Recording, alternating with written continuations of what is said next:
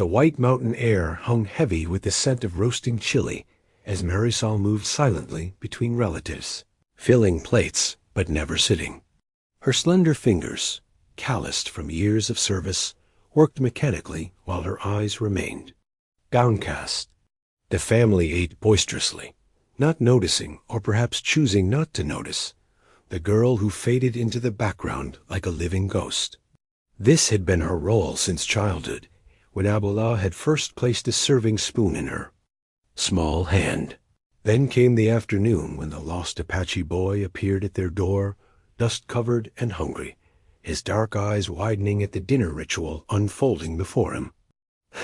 He asked, his voice cutting through the clinking forks and laughter. Why does she serve but not eat? What would happen when centuries of family tradition collided with an outsider's simple question? Before we jump back in, tell us where you're tuning in from, and if this story touches you, make sure you're subscribed, because tomorrow I've saved something extra special for you.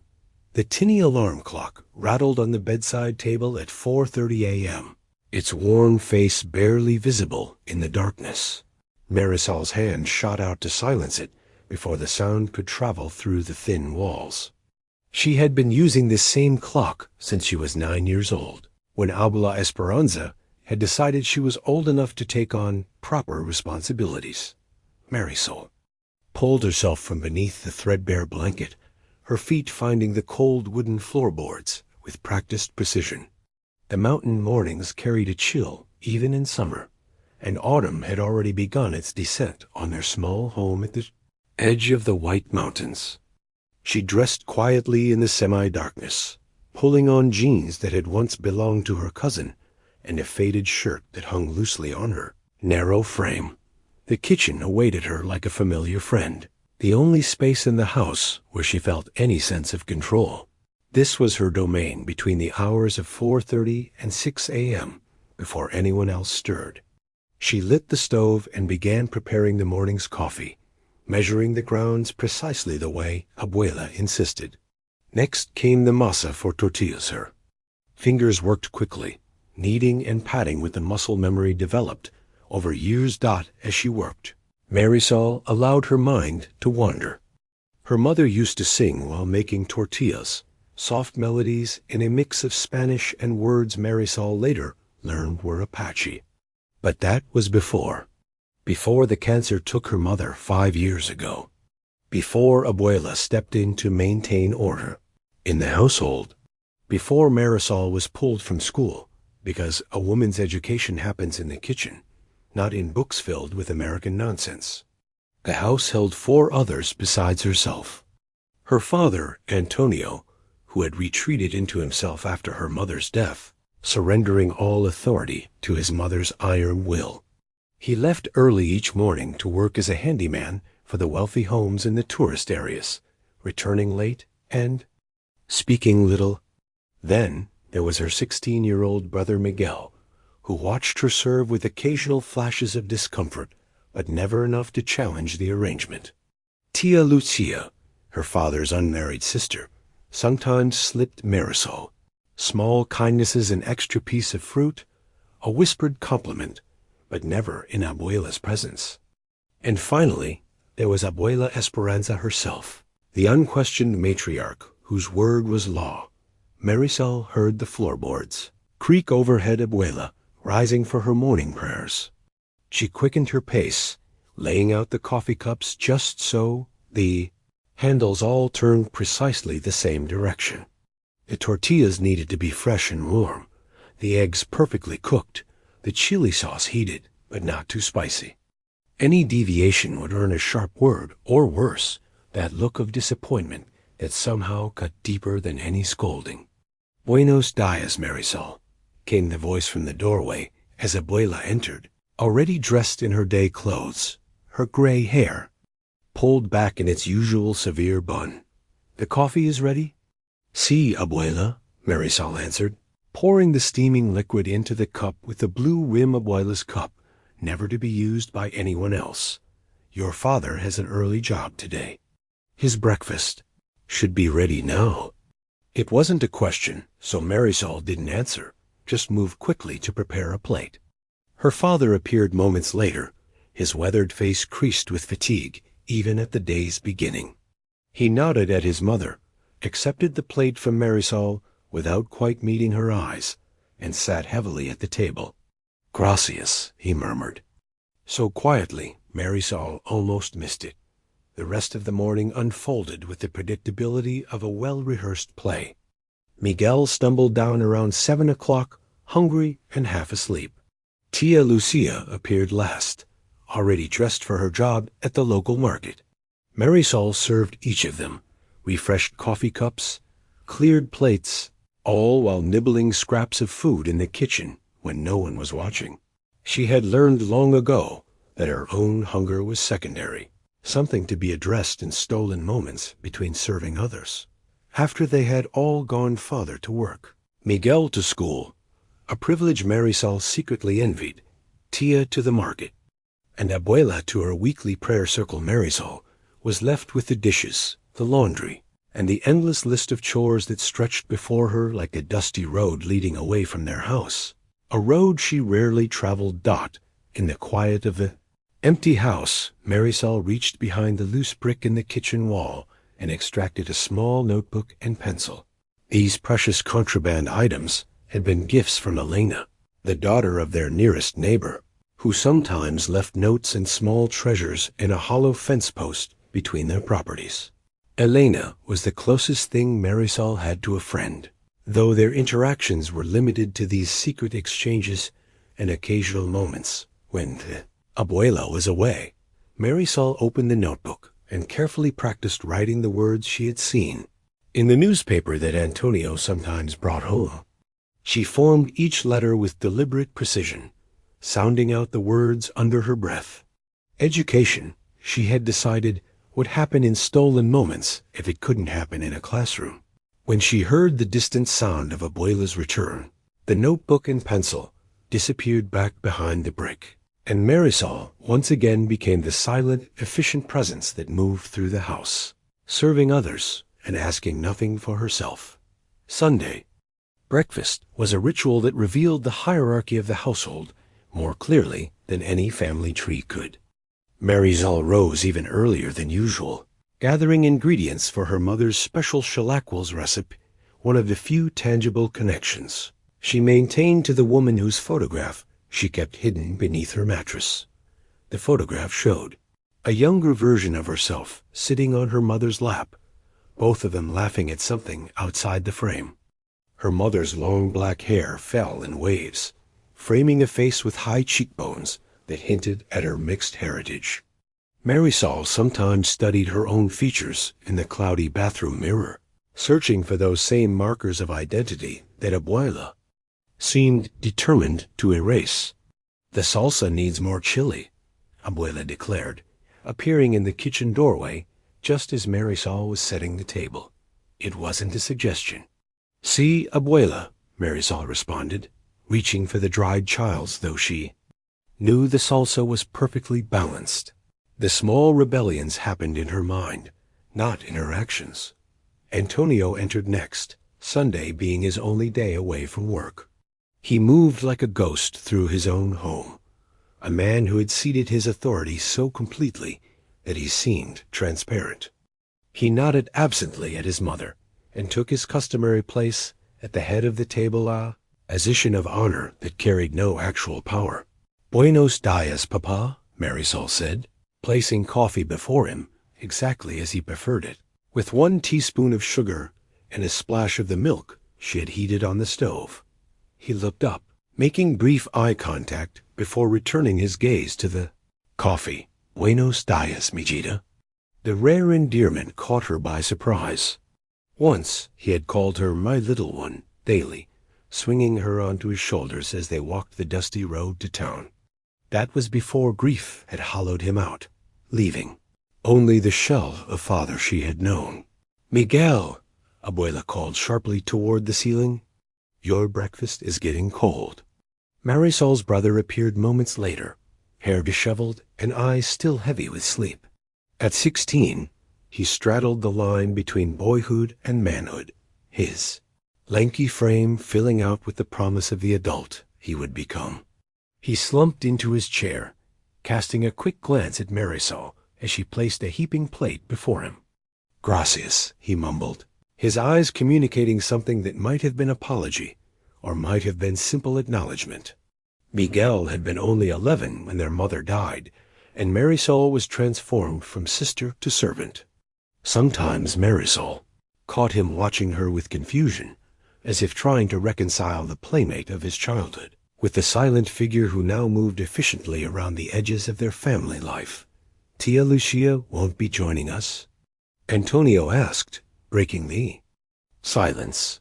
"She's attending early mass," Abuela replied, her tone suggesting that everyone else should have made the same choice. "She understands devotion." The implication hung in the air that Antonio, and by extension his children, had strayed from proper observance.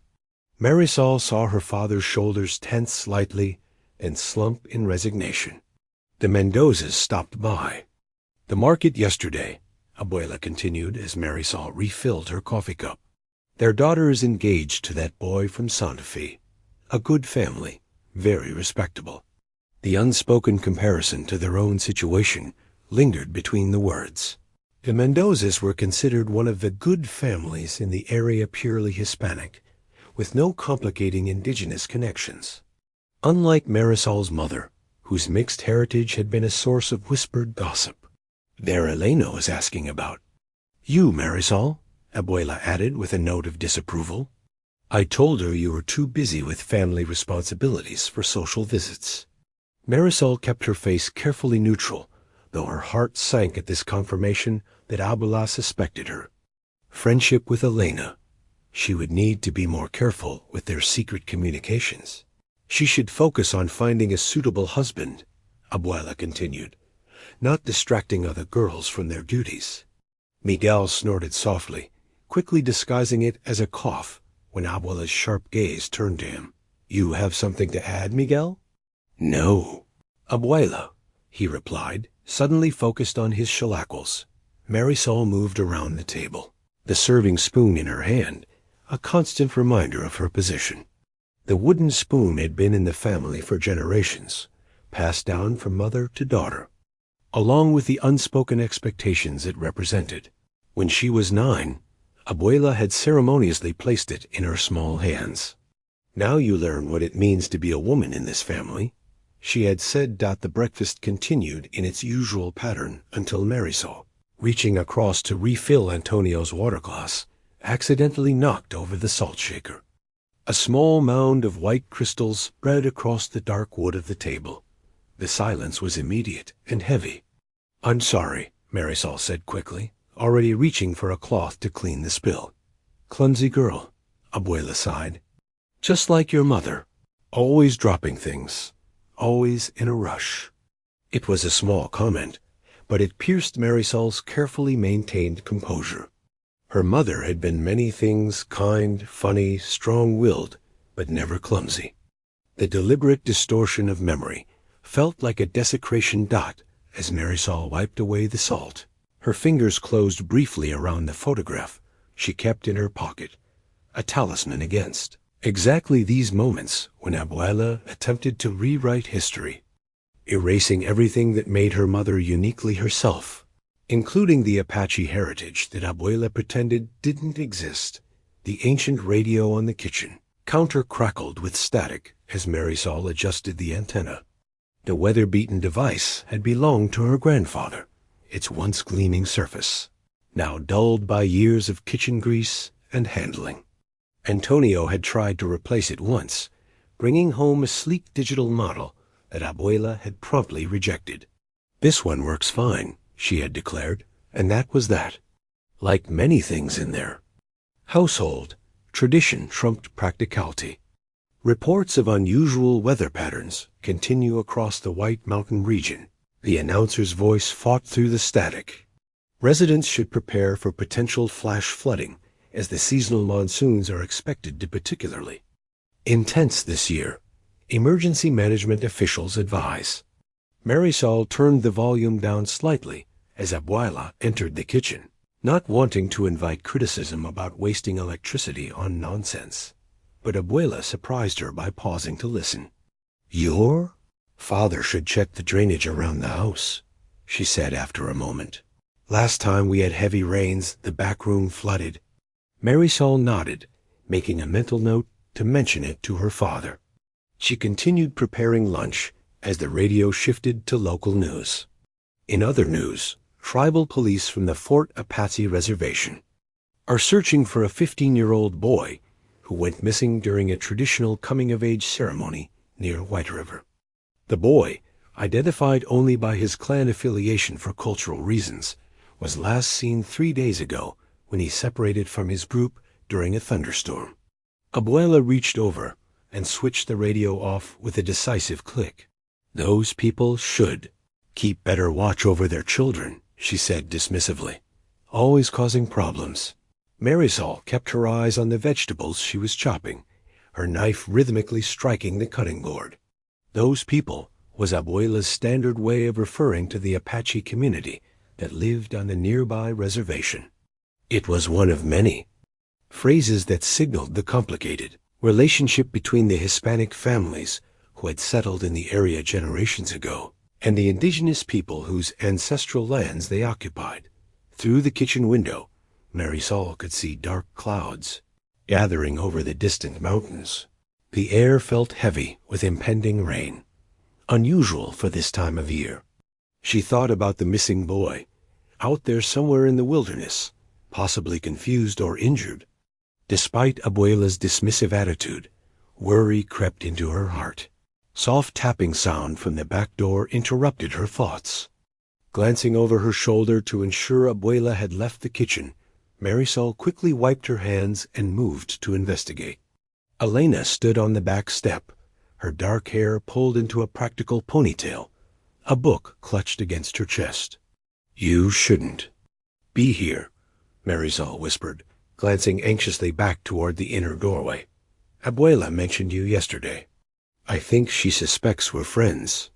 Elena rolled her eyes. "I told my mother I was bringing back a dish your aunt lent us," she said, holding up a ceramic bowl as evidence of her cover story. "Besides, I brought you something." She slipped the book from under her arm and passed it to Marisol. Ran her fingers over the worn cover. To Kill a Mockingbird by Harper Lee. "I've never read this one," she said, already anticipating the hours of secret reading ahead. "It's about injustice," Elena replied, her voice low but intense. "And standing up for what's right, even when it's hard." A concept that resonated painfully in Marisol's current existence. "I'll hide it with the others," she promised. "Have you heard about the boy from the reservation?" Elena asked, changing subjects. "My father is joining the search party this afternoon. The tribal police think he might have wandered into this area." Marisol nodded toward the radio. "I heard something about it before Abuela turned it off." Elena's expression darkened. "My grandmother is the same way. All these old prejudices. It's like they can't see that times have changed. Had they, though?" Marisol sometimes wondered. The divisions seemed as firmly entrenched as the mountains themselves. "They're saying a big storm is coming," she said instead of voicing these thoughts. "That's the other reason I came by. My father says we should all prepare. They're worried about flash floods in the lower areas." Elena glanced at the darkening sky. "I should go before it starts raining. Will you be at the fence tomorrow?" Their usual meeting spot, a section of fence between their properties, with a loose board that concealed their secret message drop. Marisol nodded. "If I can get away, while Abuela is at her prayer meeting." After Elena left, Marisol carefully hid the book beneath the loose floorboard in her room, alongside her small collection of contraband literature and the photograph of her mother. As she replaced the board, she heard the back door open and close, followed by her father's heavy footsteps. "The Rodriguez place already has water coming into their basement," Antonio reported to Abuela, his voice carrying from the kitchen. "They've asked for help moving furniture to higher ground." "You're not going over there," Abuela replied firmly. Those people have always been trouble. Remember how the father spoke about our family? They have young children, Mama, Antonio countered, a rare note of resistance in his voice. A moment of tense silence followed. The church teaches us to help our neighbors, Antonio added, invoking the one authority, Abuela, respected above her own opinions. Marisol moved silently to the hallway where she could hear better without being seen. Fine, Abuela conceded reluctantly, but be back before dark. And take Miguel with you. The boy needs to learn responsibility. What about Marisol? Antonio asked. She's good at organizing things. A question hung in the air, so unusual that Marisol held her breath waiting for the response. Marisol stays here, Abuela said definitively. There's too much to do to prepare our own house. Besides, it's not proper for a young woman to be working alongside strange men. The familiar disappointment settled in Marisol's chest. Outside, the first raindrops began to fall, pattering against the roof like distant drums announcing the arrival of changes. Beyond anyone's control, the storm arrived with a fury that exceeded all predictions. Rain pounded against the windows like desperate fists, and the wind howled through the pine trees surrounding their property. By mid-afternoon, the normally dry creek bed behind their house had transformed into a rushing torrent of muddy water, carrying branches and debris from higher elevations. Antonio and Miguel had not returned from helping the Rodriguez family. Tia. Lucia called to say she was staying at a friend's house in town, unable to make the drive home through flooded roads. This left Marisol and Abuela alone in the house, moving buckets to catch leaks and listening to the increasingly urgent weather. Advisories on the radio. Try your father again, Abuela instructed, her usual commanding tone undercut by a note of worry that Marisol rarely heard. Marisol dialed his cell phone number for the 5th time, unsurprised when it went straight to voicemail. Still no answer. She reported the towers might be down. Abuela made the sign of the cross, muttering a prayer under her breath. Check the back door again, she said.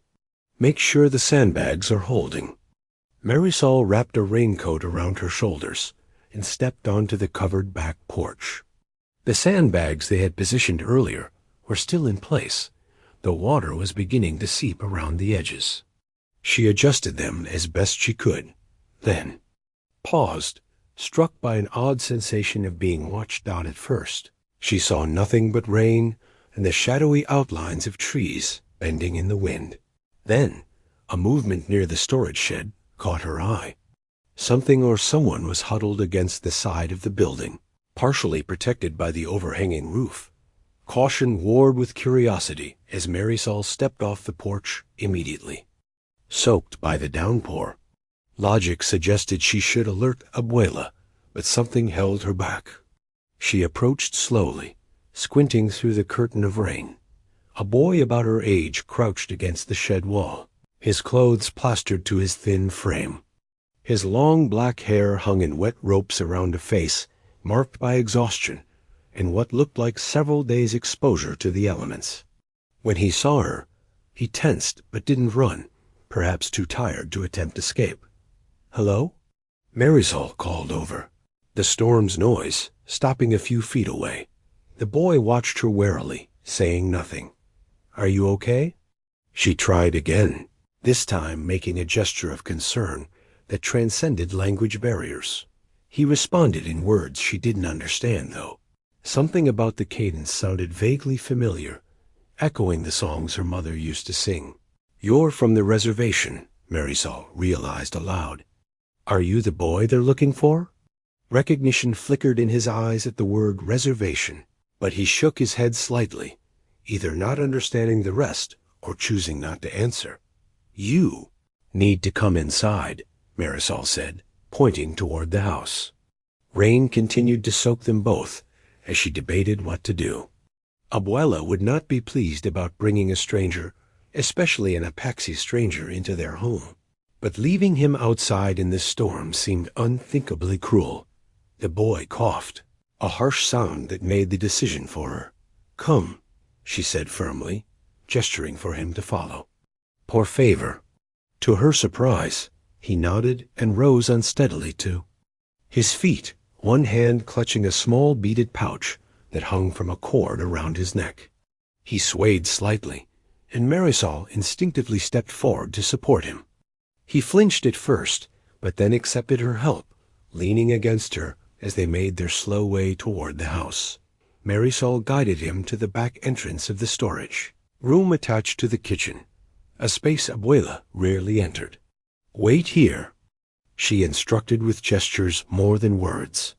I'll bring dry clothes and food. The boy nodded, sinking down onto an old wooden crate. In the dim light from the single bulb overhead, Marisol could see that his face was drawn with hunger and fatigue. His eyes, however, remained alert and watchful. Taking in his surroundings with careful attention not moving quickly, Marisol gathered a towel, some of Miguel's old clothes, and leftover corn stew from lunch. She brought these back to the storage room, placing them beside the boy without ceremony. Food, she said, pointing to the container. Clothes, she added, indicating the bundle of fabric. He nodded his understanding and said something that might have been thanks in his language. As Marisol turned to leave, giving him privacy to change, he reached out and touched her arm lightly. From the beaded pouch, he withdrew a small carved wooden figure of fox. She realized and held it out to her. Marisol hesitated, then accepted the token with a nod of gratitude. The carving was smooth from handling, its details worn, but still distinguishable. As she looked at it, the boy spoke again, pointing to himself. Sudziu, he said clearly. Sudziu, Marisol repeated, struggling with the unfamiliar sounds. I'm Marisol. Marisol, he echoed, the syllables shaped differently in his mouth but recognizable. This simple exchange of names felt significant somehow, as if they had established a connection that transcended their different backgrounds. Marisol felt a strange sense of recognition, though they had never met before. Perhaps it was the shared experience of the storm, or perhaps something deeper, a recognition of kindred spirits. When she returned 10 minutes later, Sudziu had changed into the dry clothes and was sitting cross-legged on the floor, finishing the last of the stew. He looked up as she entered, his expression guarded, but not hostile. Abuela, my grandmother, doesn't know you're here, Marisol explained, though she knew he couldn't understand her words. She doesn't like people from the reservation. It's complicated. She made a shushing gesture, which he seemed to comprehend. Immediately, nodding with a slight smile that transformed his serious face. From his pouch, he withdrew several more items, spreading them on the floor between them. A small bundle of herbs tied with sinew, a smooth river stone with natural markings that resembled an animal, and what appeared to be a very old, tarnished coin. Grandfather, he said, touching the coin and then making a gesture toward the mountains. Marisol wasn't sure if he meant the coin belonged to his grandfather, or if his grandfather was somehow connected to the mountains. She nodded anyway, fascinated by these glimpses into his life. The radio in the kitchen suddenly blared an emergency alert tone, making them both jump. The announcer's voice followed, warning of road closures and advising residents to stay indoors until further notice. Marisol, Abuela called from the kitchen. Where are you, girl? Marisol rose quickly. I have to go, she whispered urgently, mimicking eating and sleeping to indicate he should stay and rest. I'll come back. Sudziu nodded, carefully returning his treasures to the beaded pouch. As Marisol turned to leave, he said something else in his language, his tone serious. Though she couldn't understand the words, the meaning seemed clear. Be careful.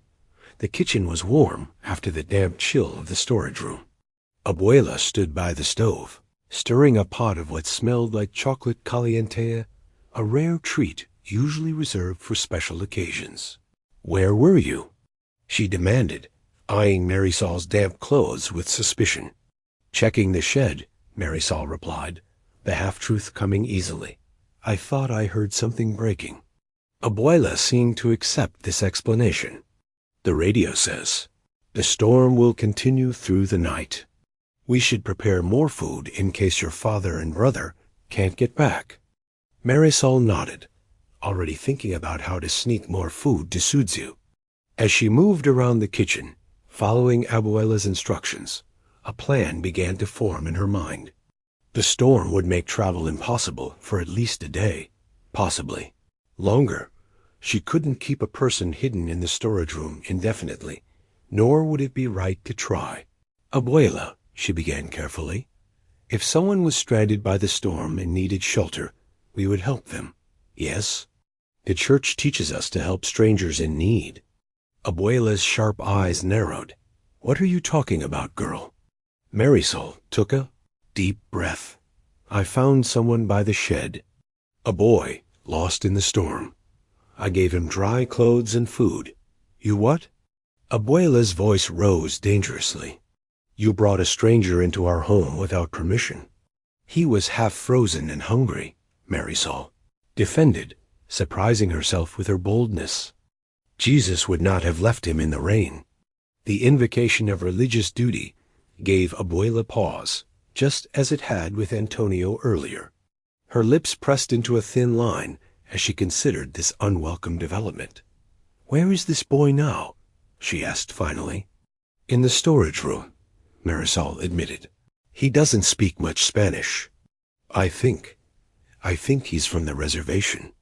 Abuela's rosary beads clicked rhythmically through her fingers as she studied Suzu from across the kitchen.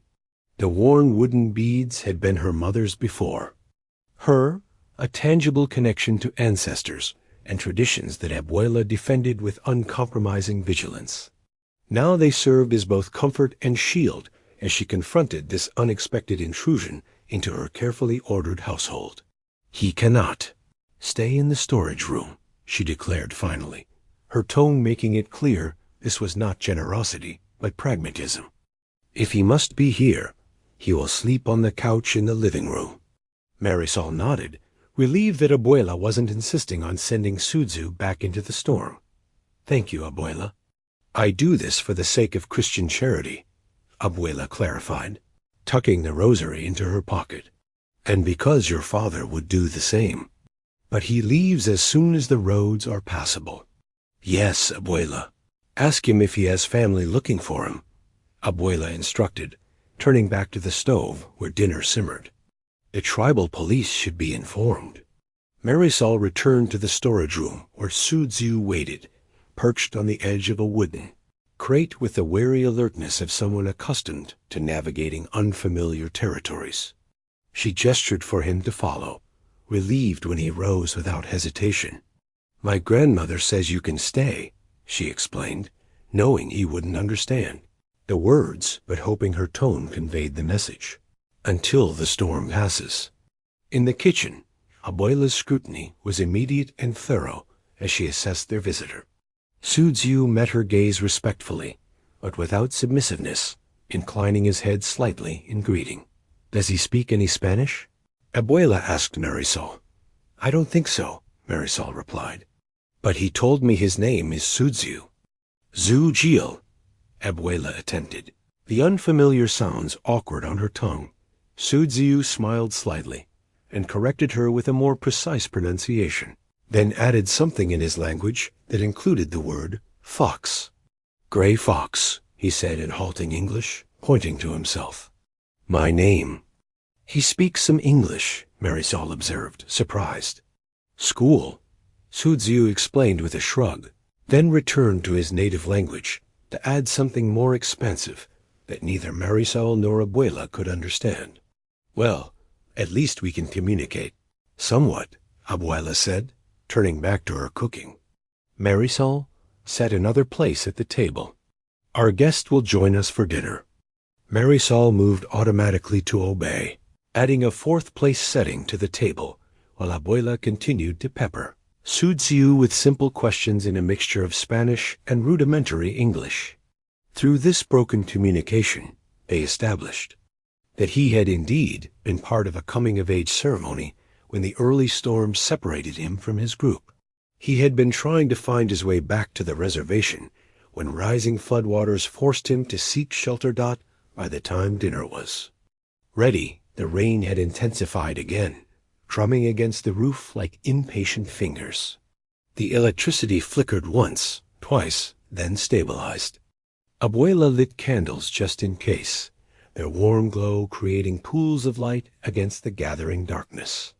"Come sit," she instructed Sudziu, pointing to the chair beside Miguel's empty place.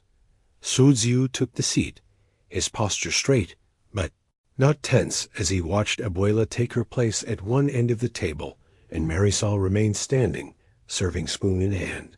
Abuela bowed her head, fingering her rosary as she recited the blessing, with Marisol echoing the appropriate responses. Sudziu observed this ritual with respectful attention, though he made no move to join in the prayer. When the blessing concluded, Marisol began serving the food first to Abuela, then to Sudziu as the guest, setting the filled plates before them before stepping back to wait for further instructions. Sudziu watched this process with growing confusion, looking from his plate to Marisol and back again. When Marisol made no move to serve herself, he frowned and said something in his language that sounded like a question. "He doesn't understand our ways," Abuela said to Marisol. "Explain to him that you will eat later." Before Marisol could attempt any explanation, Sudziu stood up suddenly, took his plate, and extended it toward Marisol. "Ahi," he said firmly, his dark eyes holding hers. Then, in careful English, he added, "Why does she serve but not eat?" The kitchen fell silent, except for the sound of rain against the windows. Marisol stood frozen, the serving spoon still in her hand, unable to respond to this direct challenge to the household order. Abuela's spine stiffened. "Young man," she began, her English deliberate and slow, "in this house we have traditions. Marisol serves the family. She eats after." Sudziu shook his head, clearly disagreeing, though the language barrier limited his ability to express it. He set his plate back on the table and patted the empty chair beside his own, gesturing for Marisol to sit. "Eat together," he said simply, his limited English carrying the weight of a cultural expectation completely at odds with Abuela's. Marisol looked to her grandmother, uncertain how to navigate this unexpected confrontation. A small, rebellious part of her thrilled at Sudziu's challenge, at having someone finally question what she had long accepted as immutable. "Abuela?" She ventured cautiously. Abuela's lips pressed into a thin line. "This is not his home," she said firmly. "We do not change our ways for a stranger." But Sudziu was not easily deterred. He pushed his chair back, walked to the stove, and took an empty plate from the stack beside it. Returning to the table, he served himself a smaller portion from his own plate, placing the rest on the empty plate. This he set at the empty place beside him, then once again gestured for Marisol to sit. The simple action, performed with quiet dignity, seemed to fill the kitchen with an unspoken question that hung in the air between them. Why? Marisol felt something shift inside her, like a door long locked, suddenly opening a crack to admit a thin ray of light. She looked at the plate Sudziu had prepared for her, then at her grandmother's increasingly thunderous expression. "Abuela," she began, her voice barely above a whisper, perhaps just this once, because of the storm. What might have happened next remained unknown, for at that moment the back door burst open, admitting a gust of rain-laden wind and the bedraggled figures of Antonio and Miguel. They stumbled into the kitchen, soaked to the skin and trailing, puddles of water across the floor. "Dios mío!" Abuela exclaimed, momentarily distracted from the standoff at the table. "You're drenched. What happened?" "Bridge is washed out," Antonio reported, shrugging off his sodden jacket. "We had to leave the truck and walk the last mile. The Rodriguez family is safe at the community center." He paused, noticing Sudziu for the first time. "Who is this?" "A lost boy from the reservation," Abuela replied tersely. "Marisol found him by the shed." Antonio nodded a greeting to Sudziu, too exhausted to question the stranger's presence. Miguel, however, assessed the scene with more perceptive eyes, noting the extra plate and the disrupted dinner ritual. "What's going on?" he asked, looking from his sister to Sudziu to the empty chair between them. Sudziu, seemingly undeterred by the arrival of more family members, repeated his earlier gesture, patting the chair beside him and looking expectantly at Marisol. "He wants Marisol to sit and eat with us," Abuela explained to Antonio, her tone conveying both incredulity and disapproval. "I was explaining that in this house, we follow different customs." Antonio regarded the Apache youth thoughtfully, then looked at his daughter standing with the serving spoon, her eyes downcast, but her posture somehow different. Subtle shift that he couldn't quite name, but that reminded him painfully of her mother. "We have extra mouths to feed tonight," he said quietly. "Perhaps Marisol should sit while I help serve. We can all use the extra hands." A heavy silence followed his words. Marisol held her breath, scarcely believing what she had heard. Antonio rarely contradicted his mother, especially on matters of household routine. Abuela's face registered shock, then disapproval, but after a moment's consideration, she gave a short nod. "Very well. Just for tonight, because of the unusual circumstances." Marisol hesitated, still holding the serving spoon like a talisman. "Sit, Mijita," Antonio said gently, taking the utensil from her hand. "You've been on your feet all day." With a sense of unreality, Marisol slid into the chair beside Sudziu. He nodded to her with quiet satisfaction, then bowed his head briefly over his plate, murmuring words in his own language that sounded like a prayer or blessing. When he looked up, he smiled at her, a genuine smile that transformed his serious face and reached his eyes. "Good," he said simply, picking up his fork. As Miguel took the seat across from her, Marisol caught his questioning glance and returned it with a small shrug that couldn't begin to express the significance of this moment. For the first time in 5 years, she was sitting at the family table, her own plate before her, participating rather than serving. She lifted her fork to her lips, suddenly aware of Sudziu watching her with approving eyes. The simple act of eating at the table, surrounded by family, felt foreign and familiar, all at once like returning to a home she had forgotten she missed. The storm continued unabated through the night, a persistent reminder of nature's power to disrupt human routines.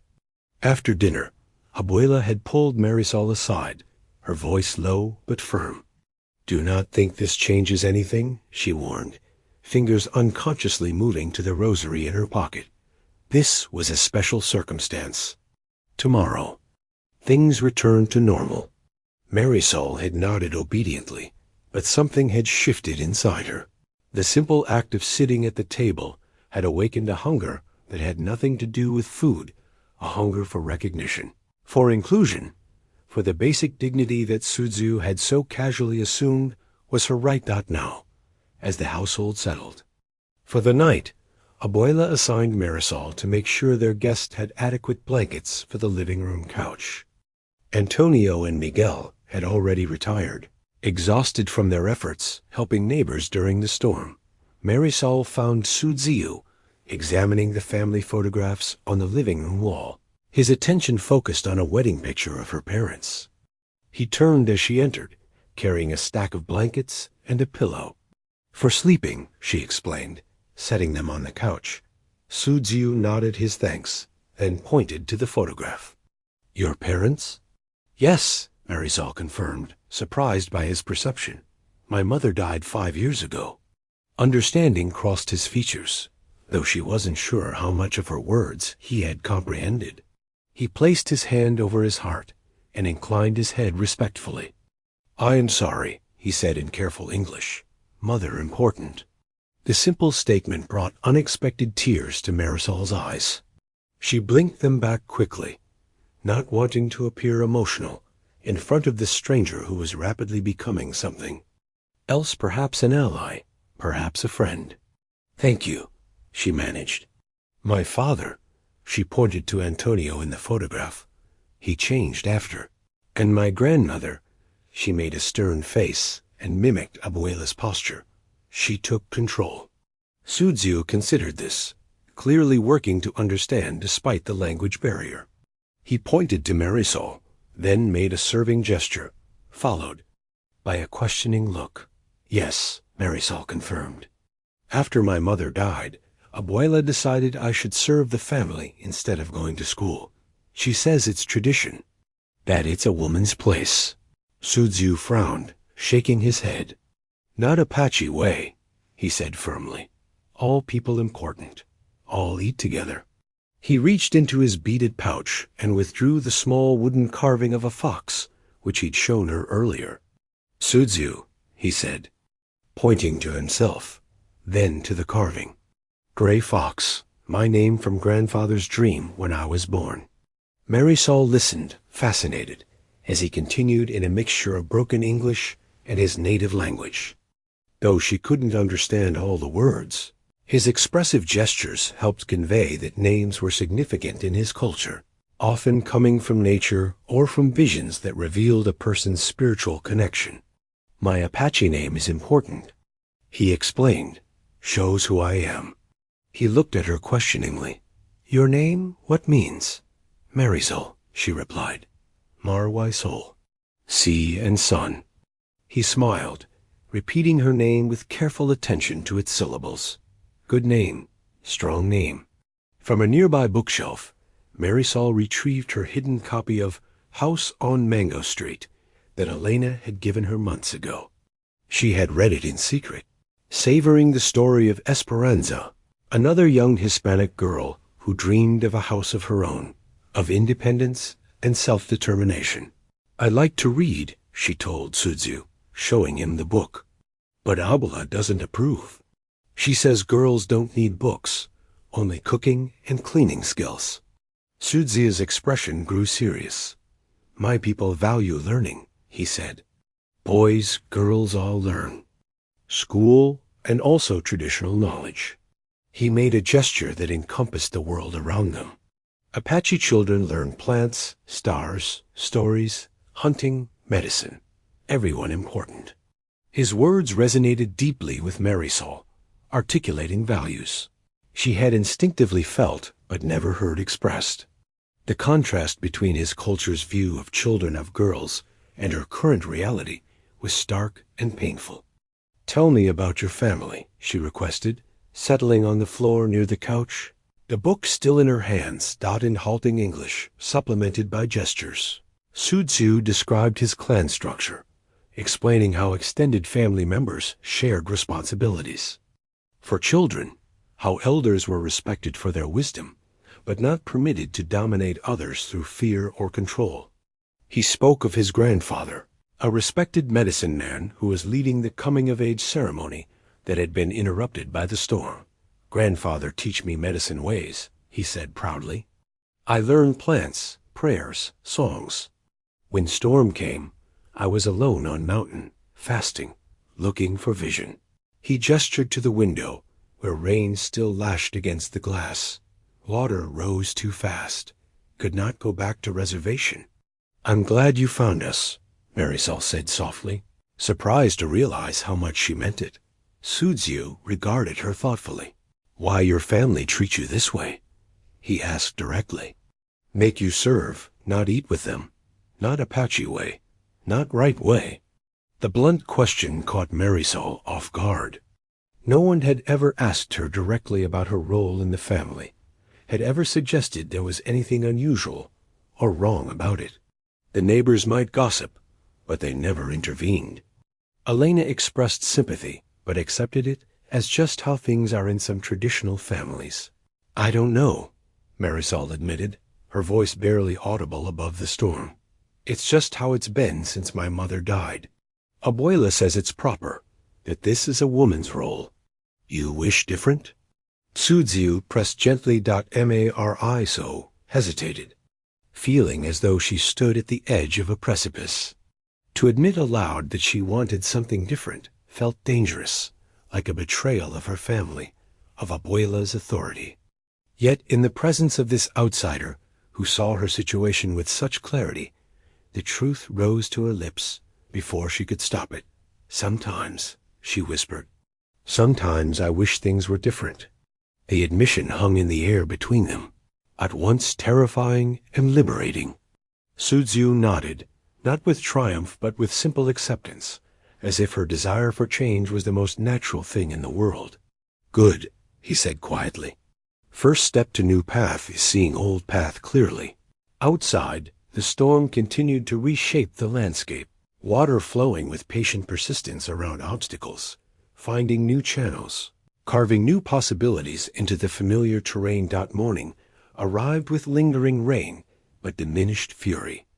The storm had passed its peak, leaving behind a transformed landscape of swollen creeks and muddy roads. Radio reports confirmed what they could see from the windows. Travel would remain difficult for at least another day. Antonio emerged from his bedroom early, looking more rested than he had in weeks, finding Sudziu already awake and folding his borrowed blankets. He offered a tentative greeting. "Did you sleep well?" he asked in careful English. Sudziu nodded. "Yes, thank you for shelter." Something about the young man's direct gaze and dignified bearing seemed to disarm Antonio's usual reserve. "I need to check the roof for leaks," he said. "Would you like to help? An extra pair of hands would be useful." Sudziu agreed readily, and soon the two were working side by side, examining the ceiling for water damage and placing buckets where small drips persisted. Marisol, preparing breakfast in the kitchen below, could hear the murmur of their voices. Overhead, occasional words in English and Spanish floating down through the ceiling. By mid-morning, the men had moved outside to clear debris from the yard and check the property for storm damage. From the kitchen window, Marisol watched their interaction with fascination. Her father, normally so withdrawn and taciturn, was engaged in what appeared to be genuine conversation with Sudziu. She couldn't hear their words, but Antonio's body language suggested an openness she rarely witnessed. When they came inside for lunch, bringing with them the scent of rain-soaked earth and pine, Marisol was surprised to see her father holding a yellowed newspaper clipping that had been stored in a box in the shed. "Marisol," Antonio called, "bring some coffee for our guest." She moved to obey automatically, then paused, remembering the previous night's disruption of routine. Would Sudziu again question why she served while others sat? But the Apache youth simply nodded thanks as she placed the steaming mug before him. His attention focused on the document Antonio was unfolding on the table. "This is from 1953, Antonio explained, smoothing the brittle paper carefully. "A land dispute between my grandfather's generation and the Apache tribe." The newspaper clipping, faded but still legible, bore the headline, "Court Rules in Favor of Settlers in White Mountain Land Claim." Beneath it, a black and white photograph showed a group of stern-faced men standing before a courthouse, one of whom bore a striking resemblance to Antonio. "My grandfather," Antonio confirmed, pointing to the figure. "He led the Hispanic families in the legal battle over water rights to Silver Creek." Sudziu studied the image with interest, asking questions in his limited English about the dispute and its resolution. Antonio answered with surprising candor, acknowledging that the court's decision had favored the settlers largely due to prejudice against indigenous claims. "It was not justice," Antonio admitted quietly, "but it shaped our community for generations." "Much bad history between our peoples," Sudziu agreed solemnly, "still affects today." Their conversation continued, weaving between past and present, as Antonio recounted his own childhood memories of tensions between the Hispanic and Apache communities. Marisol listened from the periphery, absorbing this history she had never been taught. My mother Abuela grew up during the worst of the conflicts, Antonio explained. Her family's farm was raided several times during the disputes. It left her with strong opinions about your people. Su Ziu nodded understanding. Old wounds heal slow, he observed. My grandfather tells similar stories, but different side. As they talked, Abuela entered the kitchen, her steps slowing as she registered the conversation and the newspaper articles spread on the table. Her face tightened into a familiar mask of disapproval. Why are you showing him family business? She demanded of Antonio. These matters are private. He was asking about the history of the area, Antonio replied, an edge of defiance in his voice that Marisol had rarely heard. It seems only fair to share our perspective, since his people have their own stories about these events. Abuela's lips pressed into a thin line as she took her seat at the table. Some stories are better left untold, she said pointedly. An uncomfortable silence fell, broken only when Miguel wandered into the kitchen, yawning and oblivious to the tension. Man, I'm starving, he announced, dropping into a chair. What's for lunch, Marisol? Before Marisol could answer, Su Ziu spoke up. Your sister already prepared food, he observed. Why not help serve? Miguel blinked in surprise, looking to his grandmother and father for guidance in this unfamiliar territory. Antonio cleared his throat. Miguel, help your sister bring the food to the table, he said, his tone making it a directive rather than a suggestion. The look of astonishment on Miguel's face would have been comical under different circumstances.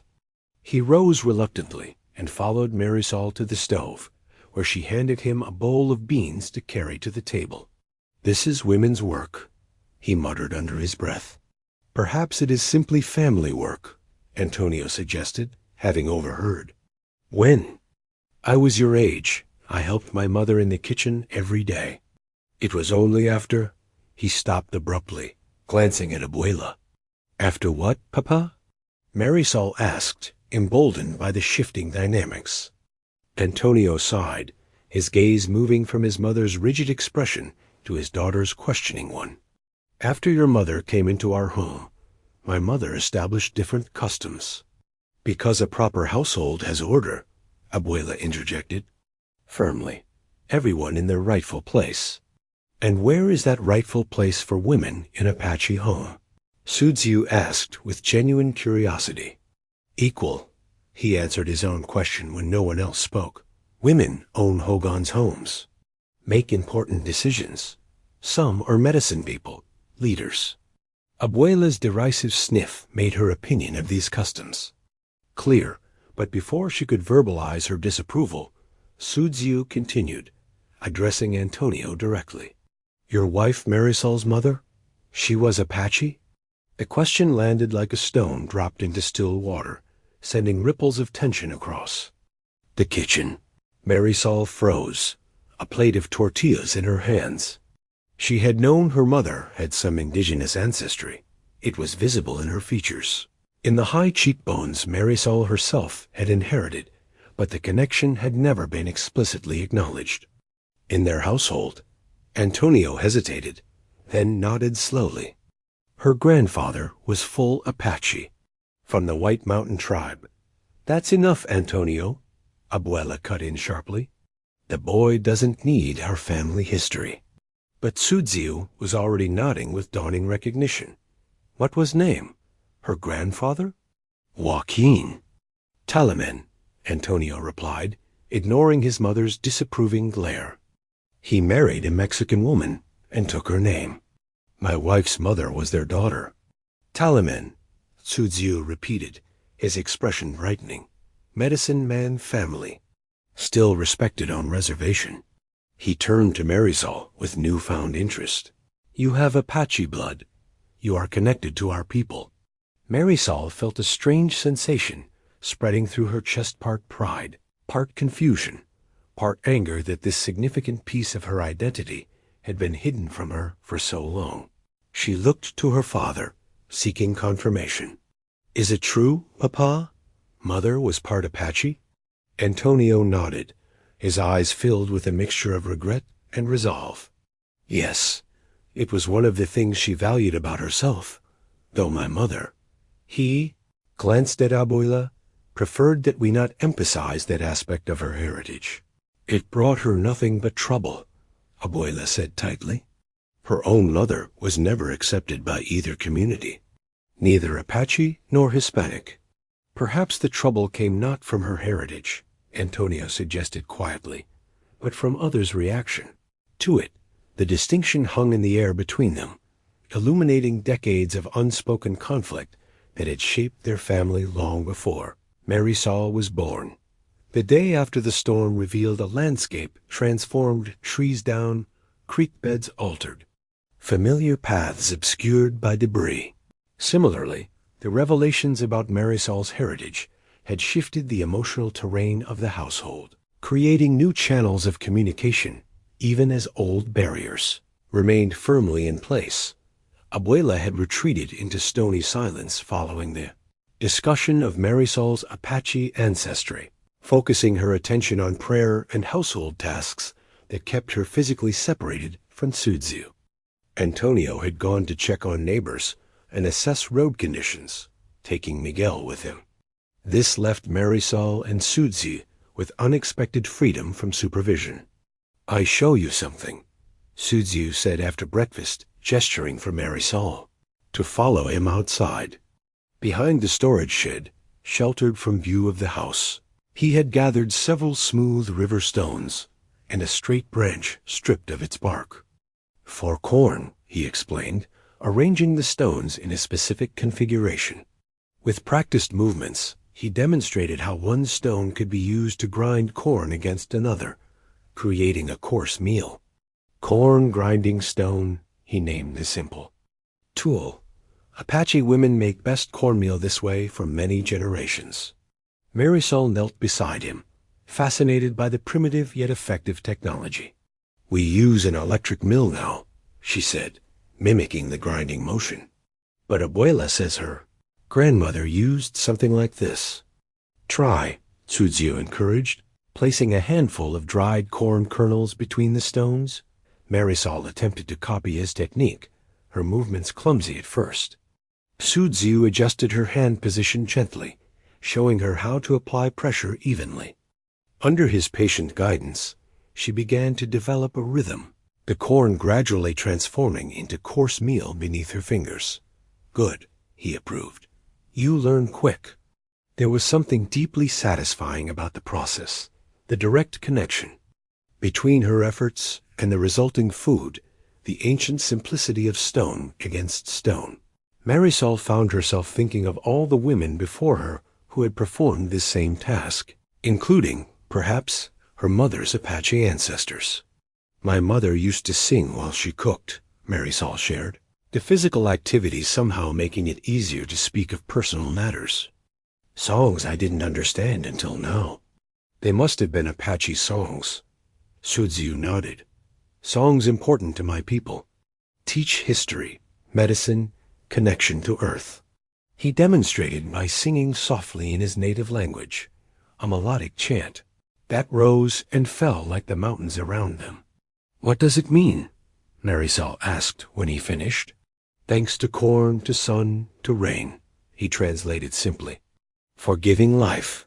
He taught her a few words of the song, laughing gently at her attempts to form the unfamiliar sounds as they worked. Suzu shared more about Apache customs regarding food preparation and family meals. In his culture, he explained, cooking was honored work, but not work relegated only to women. Food was prepared communally, with different tasks assigned based on skill rather than gender. Everyone works, everyone eats, he summarized. Children especially important future of people, all adults responsible for teaching, protecting children. Even girls? Marisol asked, thinking of her own removed education opportunities.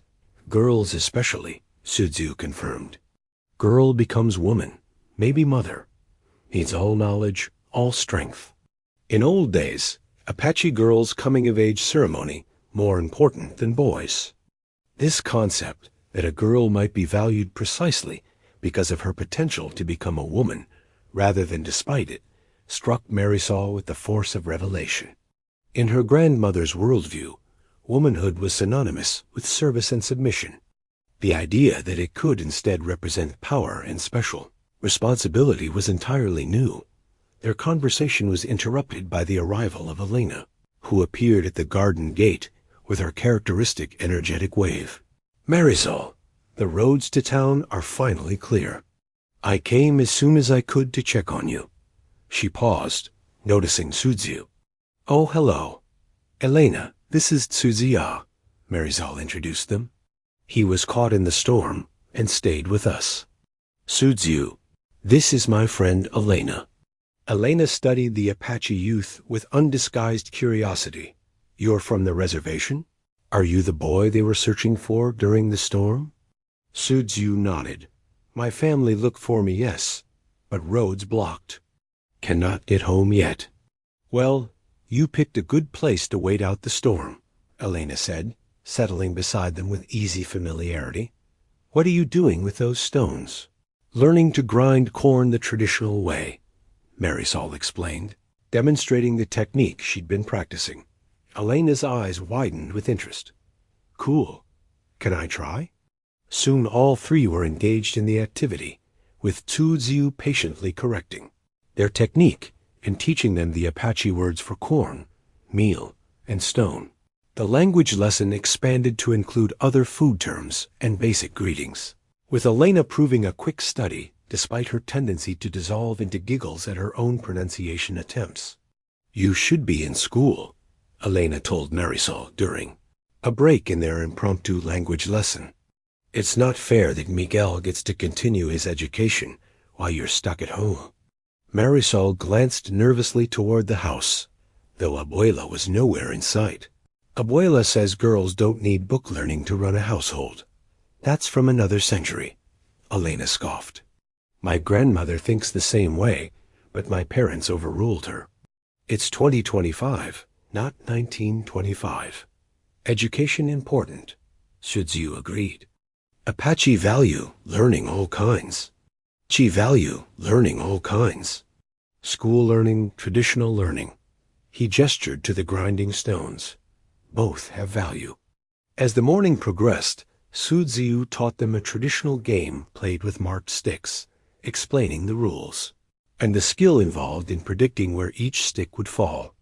The simple activity became a window into Apache culture, as he shared stories associated with the game and described how children on the reservation still played it alongside modern video games and sports. From her vantage point at the kitchen window, Abuela watched the trio with growing concern. The easy camaraderie between them, the way Marisol listened attentively to the Apache boy's words, the sound of her laughter floating across the yard, all represented a threat to the careful order Abuela had maintained since her daughter-in-law's death. She fingered her rosary, murmuring a prayer for guidance. The boy would leave soon, she reassured herself. The roads would clear, and he would return to his own people. Things would go back to normal. Yet even as she formed the thought, Abuela couldn't ignore the changes already taking place. The way Antonio had begun to look at his daughter with new awareness. The questions Miguel had started asking about family traditions. The quiet confidence emerging in Marisol's demeanor. Outside, unaware of Abuela's scrutiny, Marisol placed her hands on the corn-grinding stone and felt the smooth surface worn by countless hands before hers.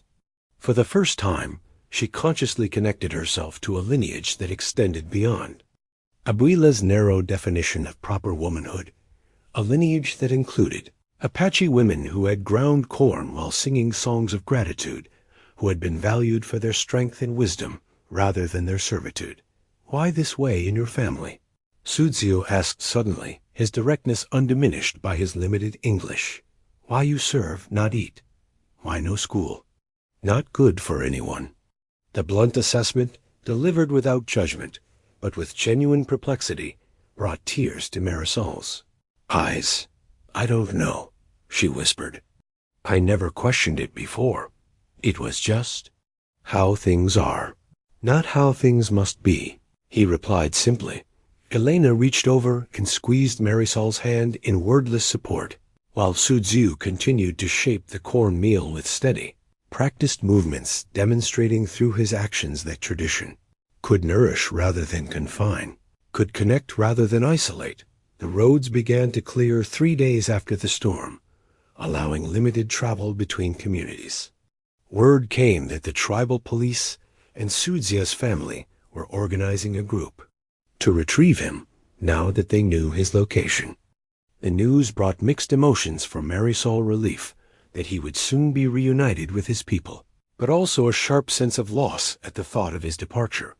Antonio announced at breakfast that a community gathering had been organized to assess storm damage and coordinate repair efforts. Everyone is invited, he told the family. The community center will provide lunch. We have plenty to do here, Abuela objected immediately. The yard is still full of debris. The community needs our help, Mama, Antonio replied with unusual firmness. Besides, Sudzia's family will be there. It's an opportunity to hand him over properly.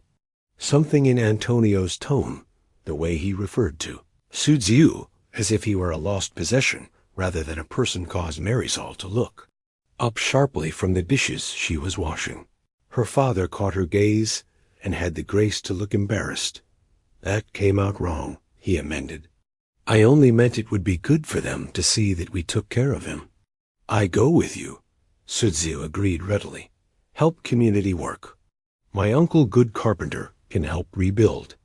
In the end, Abuela reluctantly agreed to attend, if only to maintain appearances in the community. As the family prepared to leave, she issued rapid-fire instructions to Marisol about appropriate behavior. You will stay close to me at all times, she directed. No wandering off with that friend of yours if she's there. And remember your place. You're there to help serve the food, not to socialize. Yes, Abuela, Marisol responded automatically, though inside she felt a new resistance to these familiar constraints. The community center parking lot was filled with vehicles when they arrived, including several bearing tribal identification markers. Inside, the large meeting room hummed with activity as families from both the Hispanic community and the Apache reservation mingled, sharing storm stories and coordinating relief efforts. Marisol followed Abuela toward the kitchen area, where women were preparing food for the workers. As they passed through the crowd, she noticed Sudziu scanning the room, his expression brightening as he spotted a group of Apache men near the far wall. Uncle, he called, striding toward a tall, dignified man whose weathered face broke into a relieved smile at the sight of his nephew. Antonio accompanied Sudziu to the reunion, leaving Marisol and Abuela to continue to the kitchen. Assigned to serve at the buffet table, Marisol found herself mechanically filling plates for a steady stream of community members, her eyes occasionally drifting to where Sudziu stood deep in conversation with his relatives. Elena appeared, at her side, slipping into an apron as if she belonged there. My mother sent me to help, she explained with a conspiratorial wink. Let me take over for a bit so you can get some air. Before Abuela could object, Elena had smoothly inserted herself into Marisol's position, leaving Marisol momentarily unoccupied. Taking advantage of the rare freedom, she drifted toward the edge of the room, observing the interactions between her community and the Apache visitors. The two groups remained somewhat separate despite the common purpose that had brought them together, decades of tension and mistrust, creating invisible boundaries that few crossed. Sudziu and his family represented one of those boundaries, moving easily between the groups, translating not just language but cultural context. From her position near the wall, Marisol noticed Sudziu's uncle watching her with open curiosity. When their eyes met, he said something to Sudziu, who nodded and began making his way toward her.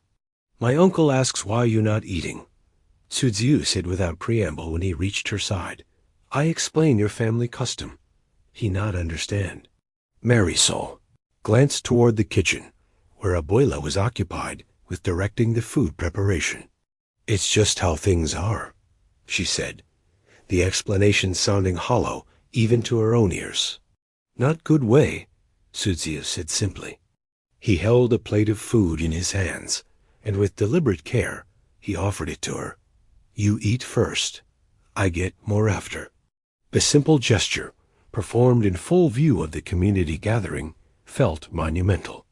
Marisol hesitated, acutely aware of eyes turning in their direction.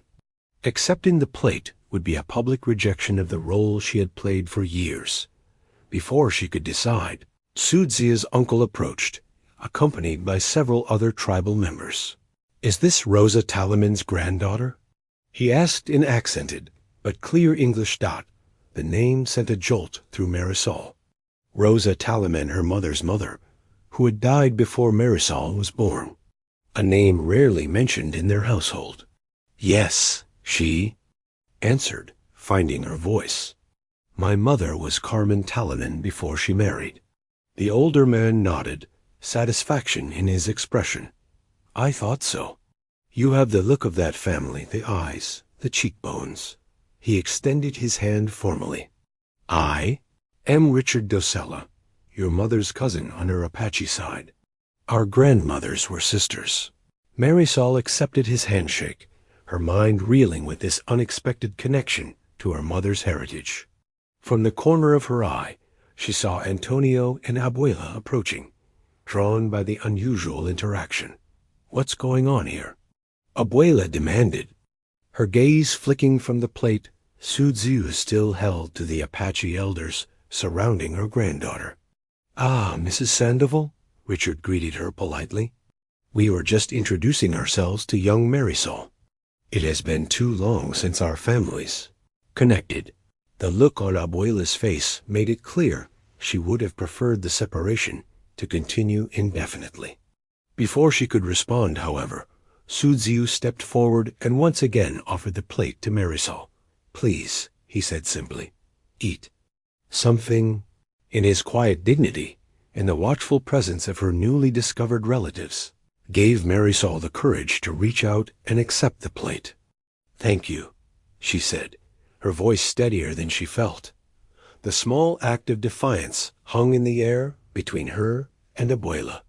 For a moment, Marisol thought her grandmother might create a scene, might snatch the plate away, or order her back to the kitchen. Instead, Abuela's face settled into rigid disapproval as she turned and walked away, leaving Antonio standing awkwardly between his daughter and his mother's retreating figure. Your mother would be pleased to see this, Richard said quietly to Marisol. She always hoped you would know both sides of your heritage. The rest of the gathering passed in a blur of new introductions and careful conversations as Marisol was, gradually incorporated into the circle of her mother's extended family. Sudziu remained nearby, his quiet presence a steady support as she navigated this unfamiliar territory. When they returned home that evening, the atmosphere was charged with unspoken tension. Abuela disappeared into her room without a word, while Antonio busied himself with unnecessary tasks in the garage. Miguel, sensing the discord but not understanding its source, retreated to his bedroom with uncharacteristic silence. Left to her own devices, Marisol found herself drawn to the small attic space where boxes of her mother's belongings had been stored after her death. She had rarely ventured there, discouraged by Abuela's insistence that the past should remain undisturbed. Now, however, the day's revelations propelled her up the narrow stairs and into the dust-filled space under the eaves. The box she sought was unmarked, pushed far back beneath the sloped ceiling. It contained her mother's personal items, jewelry, photographs, small keepsakes that Antonio hadn't been able to part with, but couldn't bear to see daily. Beneath these mementos, wrapped in a faded scarf, Marisol discovered a leather-bound book she had never seen before. Opening it with careful fingers, she recognized her mother's handwriting immediately, the graceful, flowing script that had always seemed like art to Marisol's childish eyes. It was a journal, spanning the years from her mother's marriage to Antonio through Marisol's early childhood. Heart-pounding, Marisol carried the precious find downstairs to her room, where she could read it in privacy. For hours she lost herself in her mother's words, absorbing the thoughts and feelings of the woman who had been taken from her too soon. The entries painted a picture of a complex relationship with Abuela, of Carmen's struggles to maintain her Apache identity while adapting to her husband's family traditions, of her hopes for her children, especially Marisol. One entry in particular, dated shortly before her mother's illness was diagnosed, stood out starkly. I fear for Marisol if anything happens to me. Antonio's mother has such rigid ideas about a woman's place, and my daughter has a spirit too bright to be confined to serving others. I've tried to plant seeds of her heritage in her heart, the songs, the stories, but will it be enough? The Talaman women have never bowed their heads in servitude. I pray Marisol remembers this in her bones, even if I am not here to remind her with words. Tears streamed down Marisol's face as she read and reread these lines, feeling as though her mother were speaking directly to her across the years, across the divide of death itself. The journal entries confirmed what she had begun to suspect, that her current role in the family was not her mother's intention for her, was not an inevitable destiny, but rather a deviation from the path her mother had tried to set. When the call came for dinner, Marisol dried her tears and tucked the journal carefully under her mattress. She walked to the kitchen with a new awareness of herself as her mother's daughter, as a descendant of Talaman women who never bowed their heads in servitude. Abuela stood at the stove, stirring a pot of beans with sharp, agitated movements. Set the table, she directed without looking up, and tell your father and brother that dinner is ready. Marisol stood in the doorway, her mother's words echoing in her mind. The familiar routine stretched before her, the setting of plates for others, the serving of food she would eat only after everyone else had finished, the silent efficiency expected of her. For the first time, she saw it clearly not as natural order, but as a deliberate erasure of half her heritage. No, she said quietly. Abuela's stirring stopped abruptly. What did you say? I said no, Abuela, Marisol repeated, her voice trembling, but determined. I won't serve tonight. If I'm part of this family, I'll eat with this family. The kitchen fell silent, the only sound the soft bubbling of the bean pot on the stove. Abuela turned slowly to face Marisol, her expression a mixture of shock and gathering anger. What has gotten into you? She demanded, the wooden spoon in her hand trembling slightly. This disrespect, this is what comes from letting that Apache boy into our home. This isn't about Sudzie, Marisol replied, though she knew it wasn't. Entirely true. His presence had been the catalyst, but the feelings had been building inside her for years. This is about me and my mother, and what she would have wanted for her daughter. Abuela's face hardened. Your mother is gone. I am here, raising you as a proper young woman should be raised. By making me a servant in my own home? The words burst from Marisol with unexpected force. I found her journal, Abuela. I know what she really wanted for me. The mention of the journal caused a flicker of alarm to cross Abuela's face. You've been going through things that don't belong to you. More disobedience. They belong to my mother, Marisol countered, and I'm her daughter. The sound of the front door opening interrupted their confrontation as Antonio and Miguel returned from helping a neighbor repair storm damage. They entered the kitchen, both registering the tension immediately. What's going on? Antonio asked, looking from his mother to his daughter with concern. Your daughter has decided she's too good to help in the kitchen, Abuela declared, her voice sharp with indignation. This is what comes from letting her associate with those people from the reservation. Now she thinks the rules don't apply to her. That's not what I said, Marisol protested. turning to her father with pleading eyes. I just said I want to. Eat with the family, not serve everyone, and eat alone after. Like a normal family, like we used to when Mama was alive. Antonio's face registered confusion and discomfort at being caught between his mother and his daughter. Marisol, you know how things work in this house, he began tentatively. But why do they work this way? Marisol pressed, emboldened by her mother's words in the journal. Why did everything change after Mama died? She wouldn't have wanted this. For me, she wrote it in her journal. Journal? Antonio looked startled. What journal? The one in the attic, with her things, Marisol explained. She wrote about how she worried what would happen to me if she died, how she didn't want me to be forced into servitude. Antonio's expression shifted, a mixture of pain and recognition crossing his features.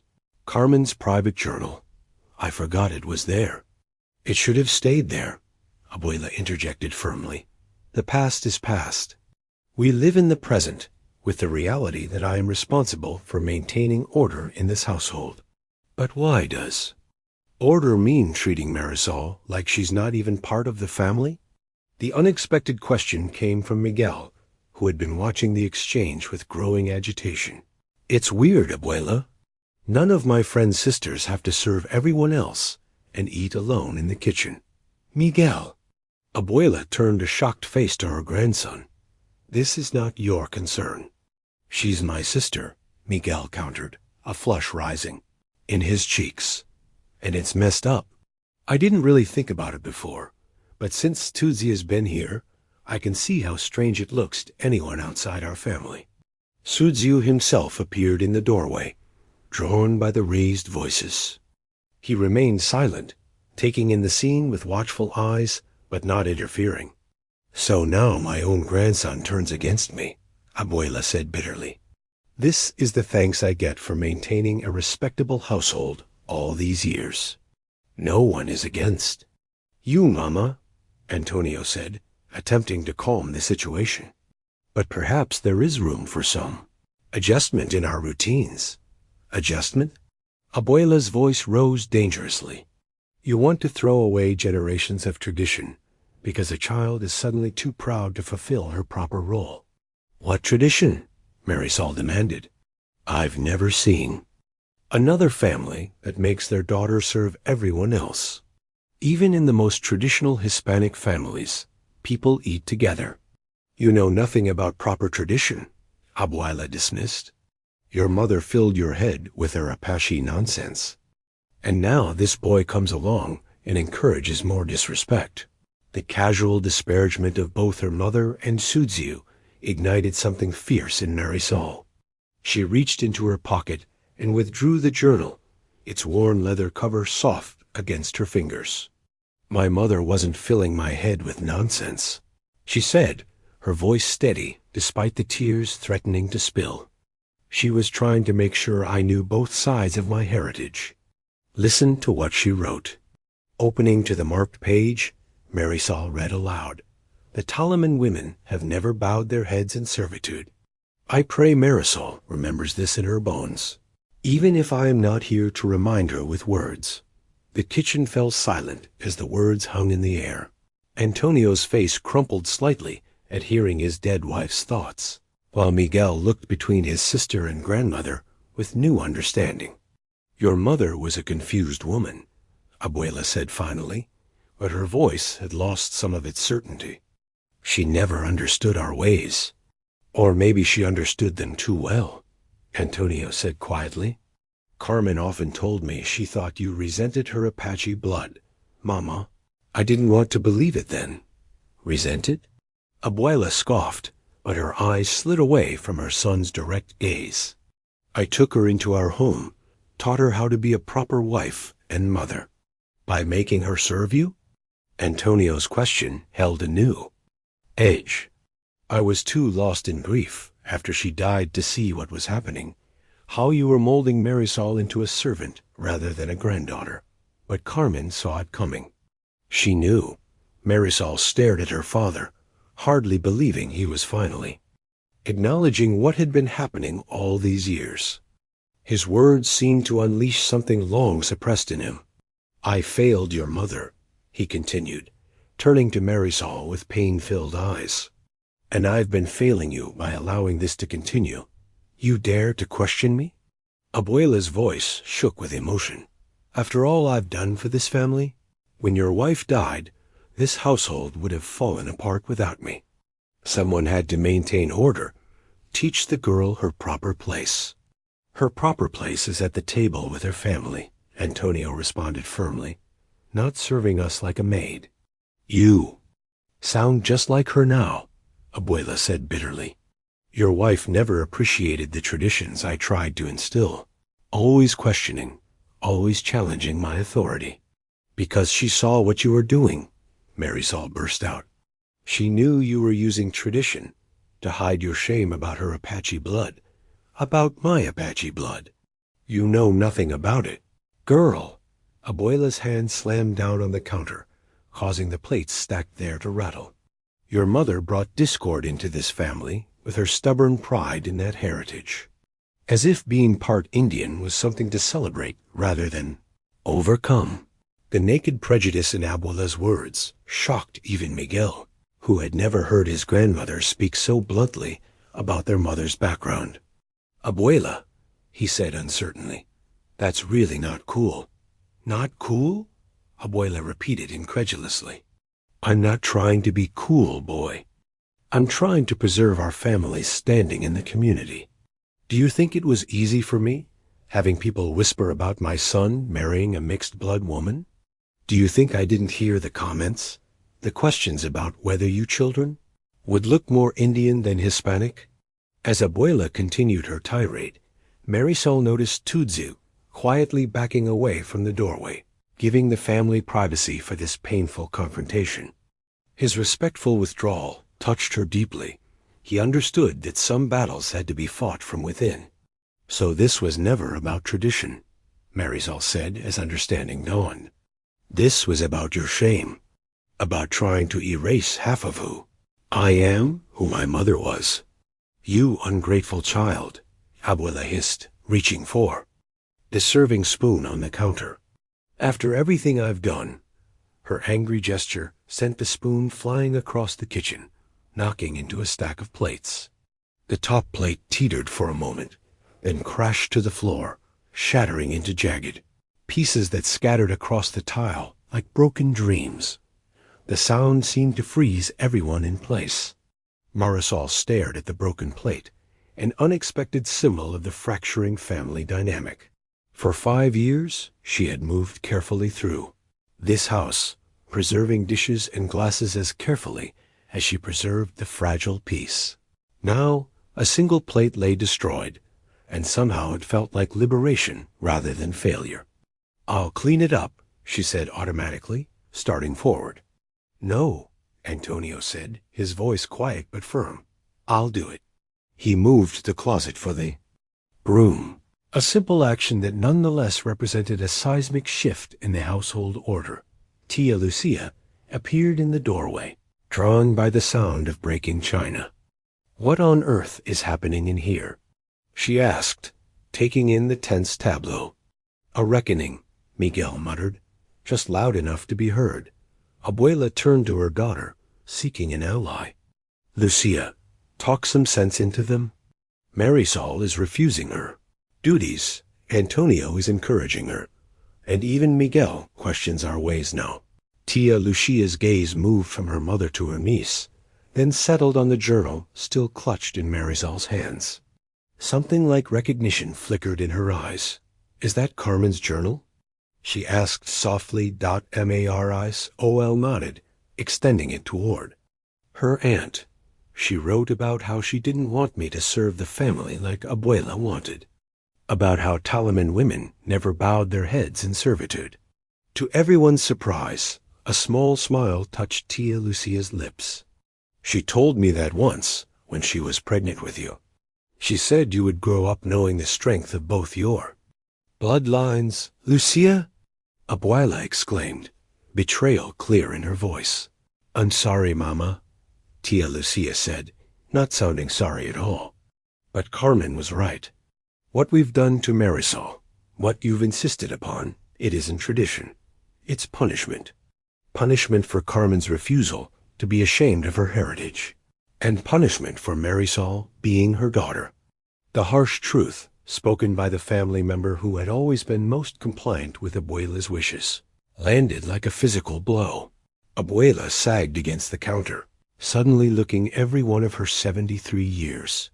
Marisol, unable to bear the weight of the moment any longer, turned and fled from the kitchen, past Tizia's concerned face in the hallway, out the back, door into the gathering dusk. She ran without direction, tears blurring her vision, the journal still clutched in her hand, like a talisman against the pain of truth finally spoken aloud. The creek behind the house had swollen with the storms. Rainfall, its usual gentle murmur, transformed into an insistent rush. Marisol found herself drawn to this sound, to the water's patient persistence as it carved new paths through the landscape.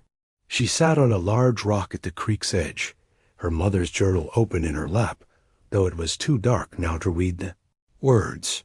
She didn't know how long she had been there when she heard footsteps approaching. Looking up, she saw Sudziu making his way carefully along the bank. Behind him walked an elderly man, his long white hair gathered in a traditional braid, his movements deliberate but surprisingly spry for his evident age. Marisol, Sudziu called softly, "My grandfather come. Want meet you." Marisol wiped hastily at her tear-stained face, embarrassed to be found in such a state. She rose from the rock, tucking the journal into her pocket as the two approached. "Grandfather, this, Marisol." Sudziu introduced them in his limited English. Then he spoke rapidly in Apache to the older man, who nodded and studied Marisol with kind, penetrating eyes. "I am Joseph Dosella," the elder said in perfect, lightly accented English. "Sudziu tells me you are Carmen Talaman's daughter." "Yes," Marisol confirmed, surprised by his fluency. "Did you know my mother?" "I knew of her," Joseph replied. "The Talaman family is well respected among our people. Your great-grandfather was a medicine man of great wisdom." He gestured to the rock where she had been sitting. "May we join you?" Marisol nodded, settling back onto the rock as the elder lowered himself to a fallen log nearby. Sudziu remained, standing, his stance protective but unobtrusive. "My grandson says there is conflict in your home," Joseph began without preamble, "about your place, your role in the family." Marisol hesitated, uncertain how much to share with this stranger, despite his connection to her mother's heritage. Joseph seemed to sense her reluctance. "Among Apache, we believe in harmony, Ojo," he explained. "When harmony is disrupted, it affects not just the individual, but the entire community. Your mother was of our people, which makes you of our people, even if you live in a different way." His words opened something in Marisol, a sense of belonging she had rarely experienced. "My grandmother, my father's mother, she wants me to serve the family, not be part of it," she found herself explaining. "After my mother died, she changed everything. I was pulled from school to work in the house. I serve meals but don't eat. With everyone, it's like I'm not really family anymore." Joseph listened without interruption, his weathered face thoughtful. When she finished, he nodded slowly. "This explains much about what Sudziu observed in your home. Such treatment of a child would be unthinkable among our people." "She says it's tradition," Marisol added, the words bitter on her tongue. "Ah, tradition," Joseph sighed. "A word often used to justify what cannot be justified otherwise." He leaned forward, his eyes reflecting the last glimmers of twilight. "Let me tell you about true Apache tradition regarding children." As darkness settled around them, Joseph spoke of how Apache communities viewed their children as sacred gifts, how boys and girls were equally valued, how education, both formal and traditional, was considered essential for all young people.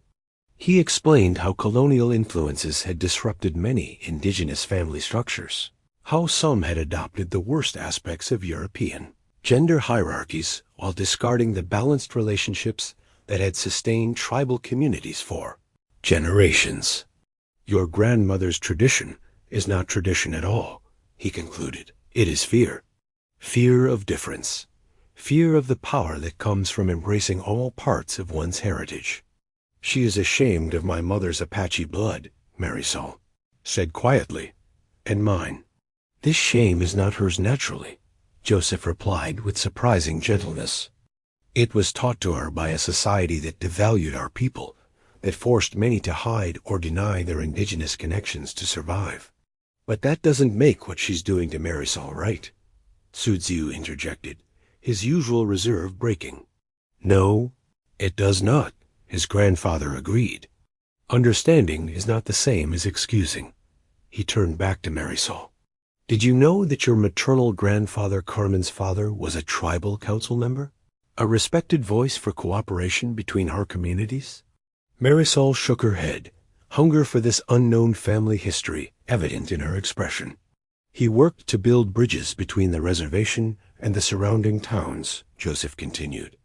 Not always successfully, but with great courage. That courage runs in your blood, young Marisol. From a small leather pouch at his waist, Joseph withdrew something that gleamed faintly in the gathering darkness. He held it out to Marisol, and as she extended her hand, he placed an eagle feather in her palm. This is a symbol of courage, of connection to the Creator, he explained. Among our people, it is a great honor to receive such a gift. I give it to you now as recognition of your Talaman blood and your own emerging courage. Marisol stared at the feather, overwhelmed by the significance of the gesture. I don't know if I deserve this, she whispered. The fact that you question whether you deserve it is precisely why you do, Joseph replied with a small smile. True courage always comes with humility.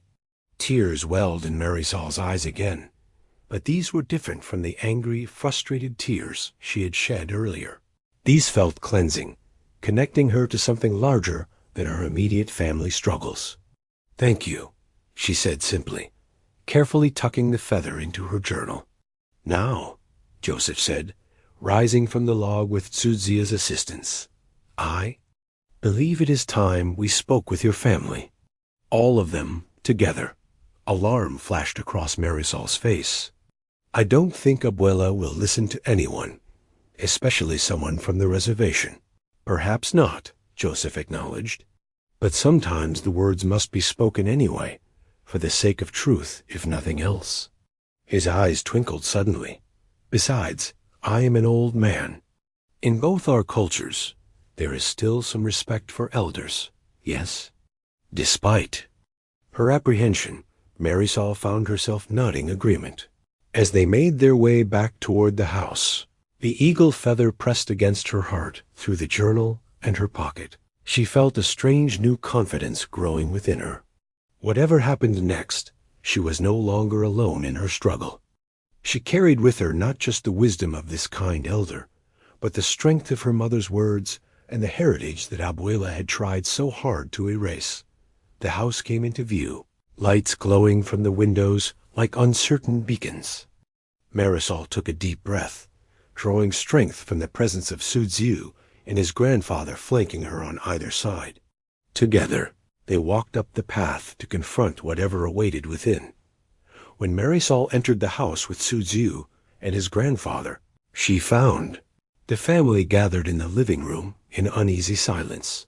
Antonio sat on the edge of the sofa, his posture tense, while Miguel occupied an armchair in the corner, his expression troubled.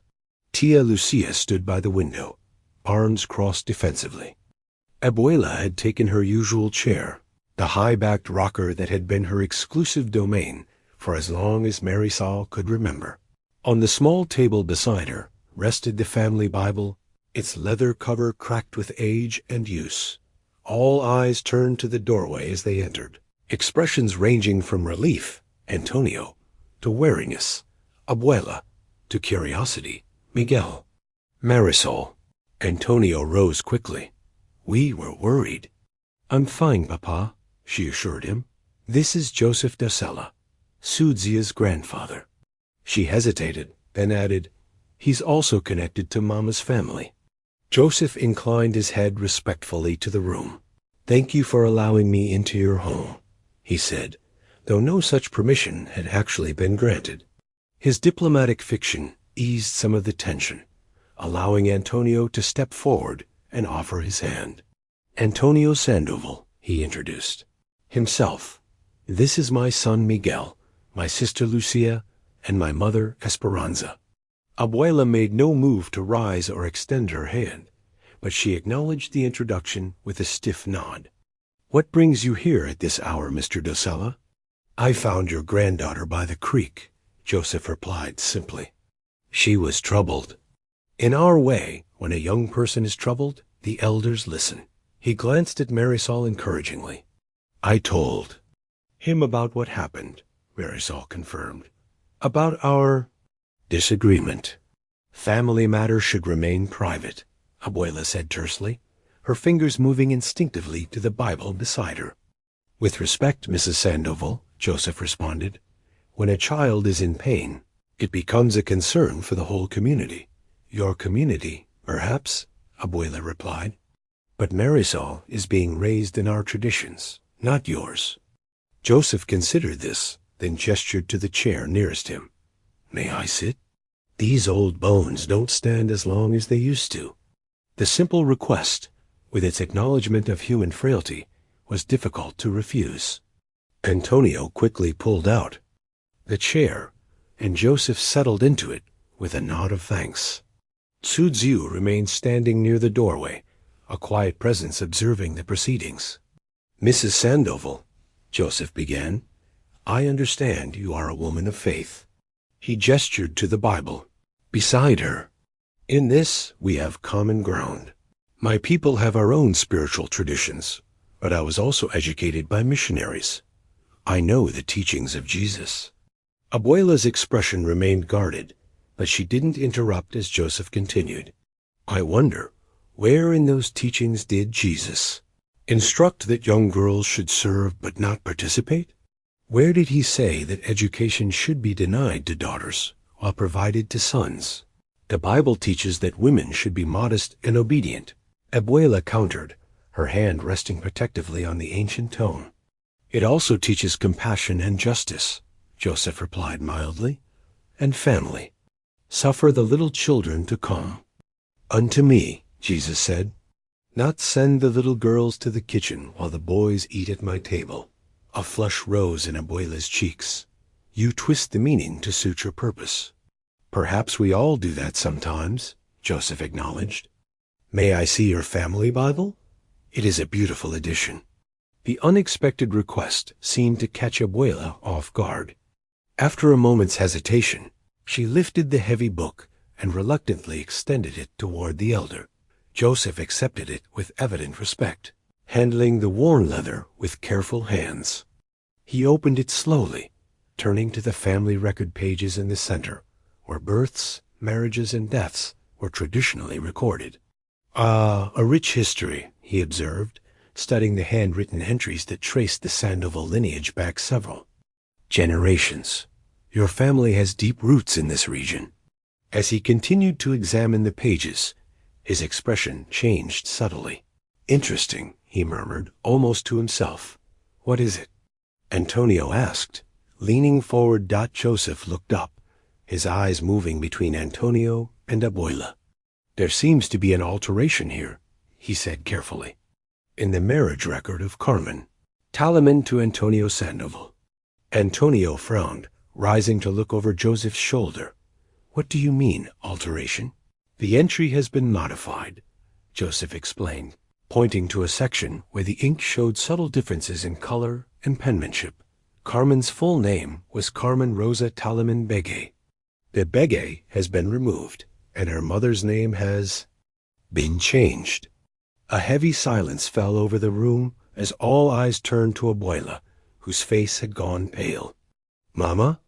Antonio's voice held a note of confusion and betrayal. Did you change Carmen's family record? It was for the best, Abuela said, defensively.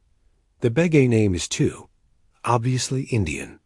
It would have raised questions, drawn attention. You erased part of my mother's identity, Marisol said, the hurt evident in her voice. In our own family Bible. I protected this family, Abuela insisted. You don't understand what it was like then, the prejudice against mixed marriages, especially with Apache blood. Joseph closed the Bible gently. I understand all too well. Mrs. Sandoval, my own mother hid her Hispanic husband's surname for similar reasons, but on the reservation rather than off it. Fear worked in both directions. He turned to a new page in the Bible, where more recent entries recorded the births of Antonio's children. Miguel Antonio Sandoval, he read aloud. And here, Marisol Carmen Sandoval. He looked up at Abuela. No mention that her mother was Apache. No acknowledgement of half her heritage. What would you have me do? Abuela demanded, her voice rising with emotion. Advertise our shame to anyone who opened our family Bible? Shame? Antonio repeated, the word hanging in the air between them. Is that what you felt about my wife? About the mother of my children? Abuela's composure cracked slightly. You don't understand, Antonio. My own mother, your grandmother, she suffered terribly because of her mixed blood. Her husband, your grandfather, he treated her like a servant in her own home because her mother had been Apache. The revelation fell into the room like a stone into still water, sending ripples of shock through everyone present. Abuela? Miguel spoke up for the first time. Are you saying you're part Apache too? A quarter, Abuela admitted, the words seeming to be pulled from her unwillingly. My mother's mother was full-blooded White Mountain Apache, taken in by a Hispanic family as a child after her parents died in an epidemic. My father never let my mother forget her tainted blood. He made her serve the family just as I... She stopped abruptly, realization dawning in her eyes. Just as you've made Marisol serve, Antonio finished quietly. You've been repeating the pattern, Mama. The very pattern that caused your mother so much pain. Abuela's hands trembled as she reached for the Bible, clutching it as if it might shield her from this painful truth. I wanted better for Marisol, she whispered. I thought if she learned her place early, accepted it without question, she would be spared the humiliation my mother endured. By inflicting that same humiliation. Yourself? Tia Lucia asked gently, moving to sit beside her mother. By denying her education, her place at the table, her very identity? I was trying to protect her, Abuela insisted, but the certainty had drained from her voice, leaving behind the frail justifications of a woman confronting the consequences of her own unhealed wounds. The morning after Joseph Dosala's intervention brought tentative peace to the Sandoval household. The confrontation had ended not with neat resolution, but with exhaustion, as emotional revelations often do. Abuela had retreated to her room, shutting the door firmly behind her. Antonio had sat late into the night with his mother's revelations, weighing heavily on his mind, while Marisol had fallen into an exhausted sleep with the eagle feather placed carefully on her bedside table. Breakfast was a subdued affair, with Abuela notably absent. Antonio informed the family that she had decided to spend the day in prayer and reflection. The unspoken understanding was that she needed time to process the painful truths that had emerged. After the dishes were cleared by Antonio and Miguel, working together in an unfamiliar but not uncomfortable new arrangement, Joseph Dosala arrived with his truck to collect tsudziu. The roads to the reservation are passable now, he explained. It's time for my grandson to return home. Marisol felt a pang of loss at the thought of Tsudziu leaving. In just a few days, his quiet presence had catalyzed changes she had never thought possible. Before we go, Joseph added, I would like to extend an invitation. Marisol, would you like to visit our home today? To see a little of your mother's heritage? Marisol looked to her father uncertainly. To her surprise, Antonio nodded encouragement. "I think that would be good for you, Mijita," he said. "It's time you learned about that side of your family." The drive to the reservation took nearly an hour, winding through pine forests and across terrain still showing evidence of the recent storm. Marisol sat in the back seat of Joseph's truck, watching the familiar landscape of her childhood give way to the boundaries of the Fort Apache reservation. She had rarely ventured here, despite its relative proximity to her home. Joseph pointed out landmarks as they drove: a sacred mountain, a canyon where Apache children traditionally learned to hunt, a creek named in their language for its distinctive sound. "This is all part of your heritage," he told her. "Land your ancestors walked for generations before borders were drawn on maps." Sudzia's family lived in a modern home on the outskirts of White River, the main reservation community. It was a modest but well-maintained house with a large garden and several outbuildings. As they pulled into the driveway, several people emerged from the house, including a woman Marisol guessed to be Sudzia's mother, and two younger children who ran to greet their brother with enthusiastic hugs. "Welcome," the woman said warmly to Marisol. "I am Anna, Sudzia's mother. We have heard much about you." The simple greeting, delivered with genuine warmth, made Marisol feel immediately at ease. She was ushered into the house, where introductions continued. Sudzia's father David, his younger siblings Lucy and Thomas, his grandmother Eileen. Each welcomed her, not as a stranger, but as someone already connected to them through shared experience and distant kinship. The home's interior was a blend of traditional and contemporary elements: hand-woven baskets displayed alongside modern appliances, family photographs intermixed with traditional artwork. What struck Marisol most forcefully, however, was the easy flow of activity among family members. Tasks were shared without apparent division along gender lines. David was preparing lunch while Anna sorted through paperwork at the kitchen table. The children moved comfortably through spaces that seemed to belong equally to everyone. "Would you like some tea?" Lucy, Sudzia's 12-year-old sister, asked Marisol. "Yes, thank you," Marisol replied, watching with interest as the girl confidently prepared the beverage and served not just Marisol, but everyone in the room, including herself. There was no hint of servitude in the action, just the natural cooperation of family members, caring for one another.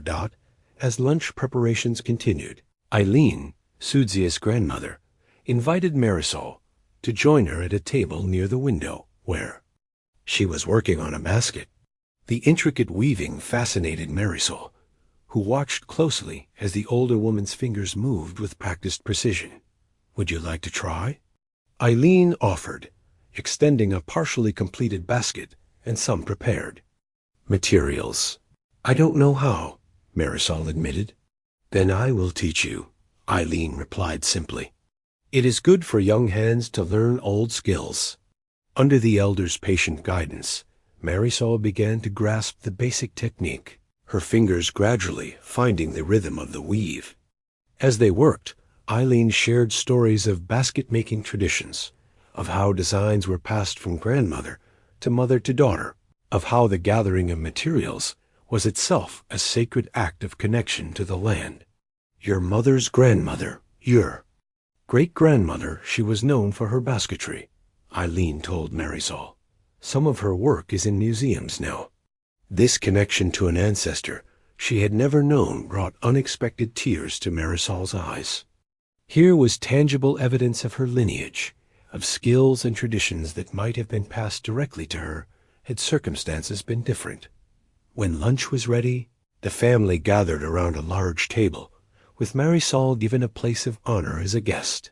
David offered a brief blessing in Apache, then translated for Marisol's benefit a prayer of gratitude for food, family, and new connections. The meal itself was a revelation: traditional foods, prepared with contemporary touches, served family style, with everyone helping themselves and each other. Conversation flowed easily between English and Apache, with frequent translations for Marisol's benefit. They asked about her interests, her hopes for the future, treating her questions and observations with the same respect accorded to the adults at the table. Most striking to Marisol was the natural way Tsudzi's father included the children in discussions, soliciting their opinions and listening attentively to their responses. There was no sense that children should be seen and not heard, no dismissal of their perspectives as unimportant. Later, when Antonio arrived to collect his daughter, having been invited to join them, but choosing to give Marisol space for this first visit, he found her sitting on the porch with Tsudzi's family, learning a traditional string game from Lucy. The transformation in his daughter was subtle but unmistakable, a new ease in her posture, a brightness in her eyes that had been dimmed for too long. "Did you have a good day?" he asked as they drove home. Marisol nodded, her fingers still working with the string patterns she had been taught. "It was like seeing a different way of being a family," she said thoughtfully. "Everyone helped. Everyone was included. And the children there respected Papa. Not just loved, but respected for their thoughts and contributions." Antonio was quiet for a moment, absorbing her words. "That's how it should be," he said finally. "That's how I want our home to be from now on." The drive home from the reservation gave Marisol time to reflect on all she had experienced.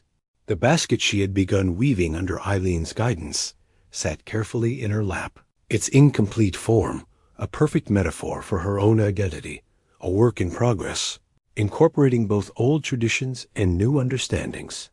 "Papa," she said as they neared their house, "I want to go back to school." Antonio glanced at her, then returned his eyes to the road. "I know," he said simply. "We'll make it happen." "Abuela won't approve," Marisol felt compelled to point out, though her voice held more determination than fear. "Your education is not Abuela's decision to make," Antonio replied firmly. "It's mine, and I've been wrong to let her override what your mother and I always wanted for you." The house came into view, its familiar silhouette both comforting and constraining. Marisol took a deep breath, preparing herself for whatever reception awaited inside. Abuela was in the kitchen when they entered, her face composed into careful neutrality. She nodded acknowledgment of their return, but asked no questions about Marisol's visit to the reservation. "I'll start dinner," she announced, reaching for her apron. "Actually, Abuela," Marisol said, summoning her courage, "I'd like to cook tonight. A special meal." Abuela's eyebrows rose slightly. "You want to cook instead of me?" "Not instead of you," Marisol clarified. "With you, and with anyone else who wants to help." She glanced at her father. "I learned some traditional Apache recipes today, and I'd like to try them alongside our usual dishes." Silence stretched between them, taut with unspoken resistance. Then, unexpectedly, Tia Lucia appeared in the doorway. "I'd like to help," she offered. "It sounds interesting." Abuela's lips pressed into a thin line, but after a moment she gave a short nod. "Very well. What do you need?" It was a small concession, but Marisol recognized it for the significant shift it represented. "First, I need to show you something," she said, gently placing her partially completed basket on the table. "I started learning to weave today. Tsudzi's grandmother taught me. She said my great-grandmother Mama's grandmother was famous for her basketry." Abuela studied the basket without touching it, her expression unreadable. "My mother used to weave something similar," she said finally, her voice so low Marisol almost missed it, "before my father made her stop. He said it was Indian craft with no place in a proper Hispanic home." The admission hung in the air between them, another piece of the complex puzzle that was their family history. Marisol waited, allowing Abuela the space to continue or retreat as she chose. "What are these recipes you want to try?" Abuela asked after a moment, choosing neutral ground. "One is a blue corn stew with herbs," Marisol explained, moving to the pantry to gather ingredients. And another is a special way of preparing squash that Sudzia's mother taught me. As they began to work, Marisol deliberately disrupted the usual kitchen hierarchy. She assigned tasks based on preference and ability rather than status, asking Abuela to prepare the chili sauce she was known for, inviting Tia Lucia to chop vegetables, calling Miguel in from the living room to help with the heavier tasks. Me? Miguel asked incredulously when summoned. I don't cook. Everyone cooks at Sudzia's house, Marisol informed him. His father was making lunch when I arrived. His little brother was helping. This information clearly surprised Miguel, challenging his assumptions about masculine roles. After some grumbling, he joined them, awkwardly but willingly learning to knead dough for tortillas under Tia Lucia's guidance. Antonio, returning from putting away the truck, paused in the doorway to observe the transformation of his kitchen. For the first time in years, cooking had become a family activity rather than a duty assigned to the youngest female.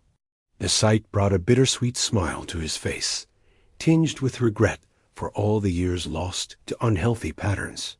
What can I do to help? He asked, rolling up his sleeves. Throughout the preparation, Marisol shared stories from her visit, how Sudzia's family worked together, how the elders taught the children, how traditions were maintained alongside modern life.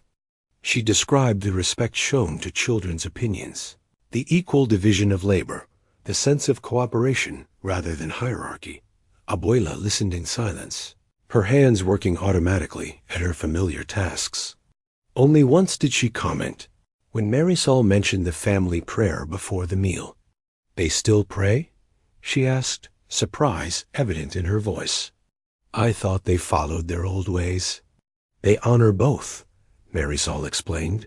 Joseph Sudzia's grandfather told me that true spirituality can find expression in different traditions. Their family combines Catholic prayers with Apache blessings. This concept that one might embrace aspects of different traditions without betraying either seemed to give Abuela pause. She worked quietly for several minutes, her expression thoughtful. As the meal came together, Marisol retrieved a notebook from her room and placed it on the kitchen counter. Opening it to a blank page, she began to carefully record the recipes they were creating. What are you doing? Tia Lucia asked, peering over her shoulder. Starting a family recipe book, Marisol explained. One that includes dishes from both sides of my heritage. I want to preserve them properly. The symbolism of the act, claiming her right to document and maintain family traditions, was not lost on anyone in the kitchen. By recording recipes that blended Hispanic and Apache influences, Marisol was asserting her identity as inheritor and preserver of both lineages. When the meal was finally ready, Marisol faced the moment of truth. Traditionally, she would have served everyone else before taking her own meal in the kitchen. Now, she began setting plates at the table 5 places, including her own. Abuela watched these preparations, her internal struggle visible in the tension around her mouth. When everyone else had moved toward the table, she remained standing by the stove. Abuela, Marisol said gently, your place is ready. I'm not sure I'm hungry, Abuela replied, her voice uncharacteristically uncertain. Marisol approached her grandmother slowly, understanding that this moment represented far more than a simple meal. We made this food together, she said. All of us. It would honor me if you would share it with us. For a long moment, Abuela remained motionless. Then, with a barely perceptible nod, she removed her apron and moved to the table. As she took her seat, her eyes met Marisol's briefly, not with surrender, but with something that might, with time, become understanding. The family settled around the table, the blend of traditional Hispanic and Apache dishes before them symbolizing the heritage that flowed through all their veins. Acknowledged, or not, Antonio offered a simple grace, and then, in a gesture that brought tears to Marisol's eyes, He served her first, a reversal of roles that acknowledged her as valued family member rather than silent servant. 2 weeks after the storm, the county organized a community recovery project. The flash floods had damaged not only homes and roads, but also the community garden that had provided fresh produce for both the Hispanic town and the reservation. A meeting was called at the community center to plan its restoration. Marisol, who had begun attending school again, entering a grade below her age, grouped to compensate for lost time heard about the project from Elena during lunch. "My dad says they need volunteers this weekend," Elena explained. "It's a chance to rebuild the garden bigger and better than before." That evening, Marisol brought up the project at dinner, a meal she now shared with the family rather than served. To them, "I'd like to volunteer for the community garden restoration," she announced. "Elena says they need all the help they can get." To her surprise, Miguel looked up with interest. "What kind of help? Like heavy lifting and stuff?" "All kinds of work," Marisol replied. "Clearing debris, preparing soil, planning the layout, building fences." "I could help with that," Miguel offered, seeming genuinely enthusiastic. Antonio nodded approval. "I'll join you both. My carpentry skills might be useful for the structures."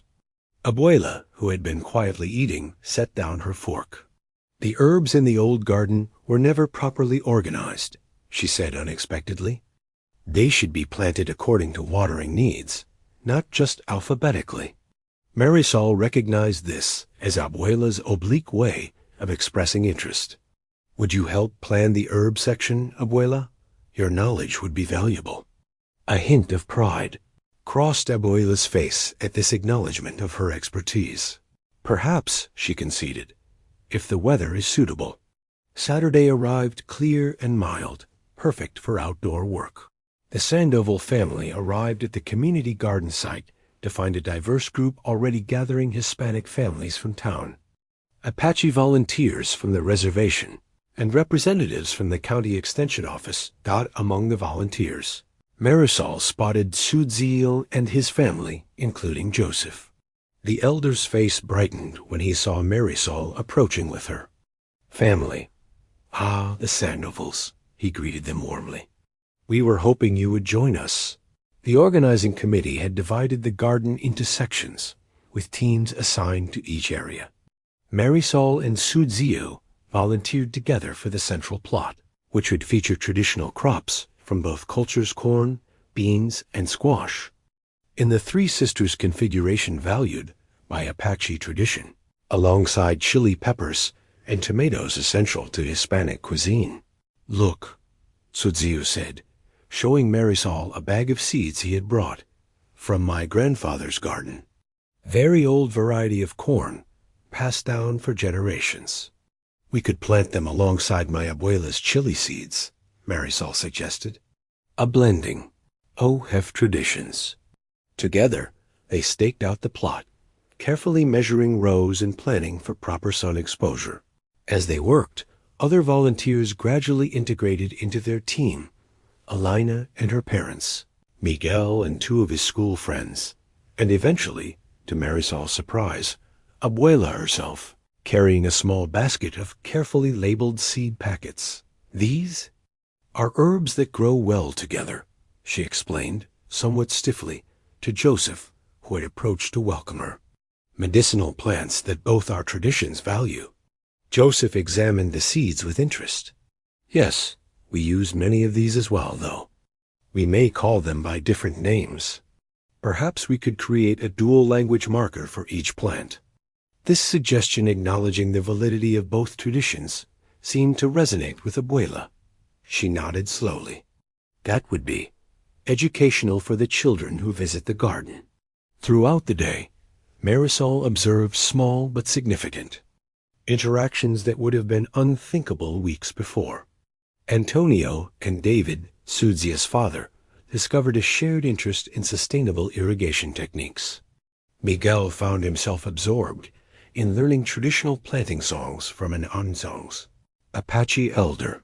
Even Abuela, Initially reserved, gradually engaged in knowledge exchange with the tribal plant experts.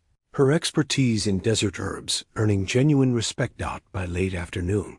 The garden had begun to take shape, a physical manifestation of cooperation between communities long separated by historical tensions.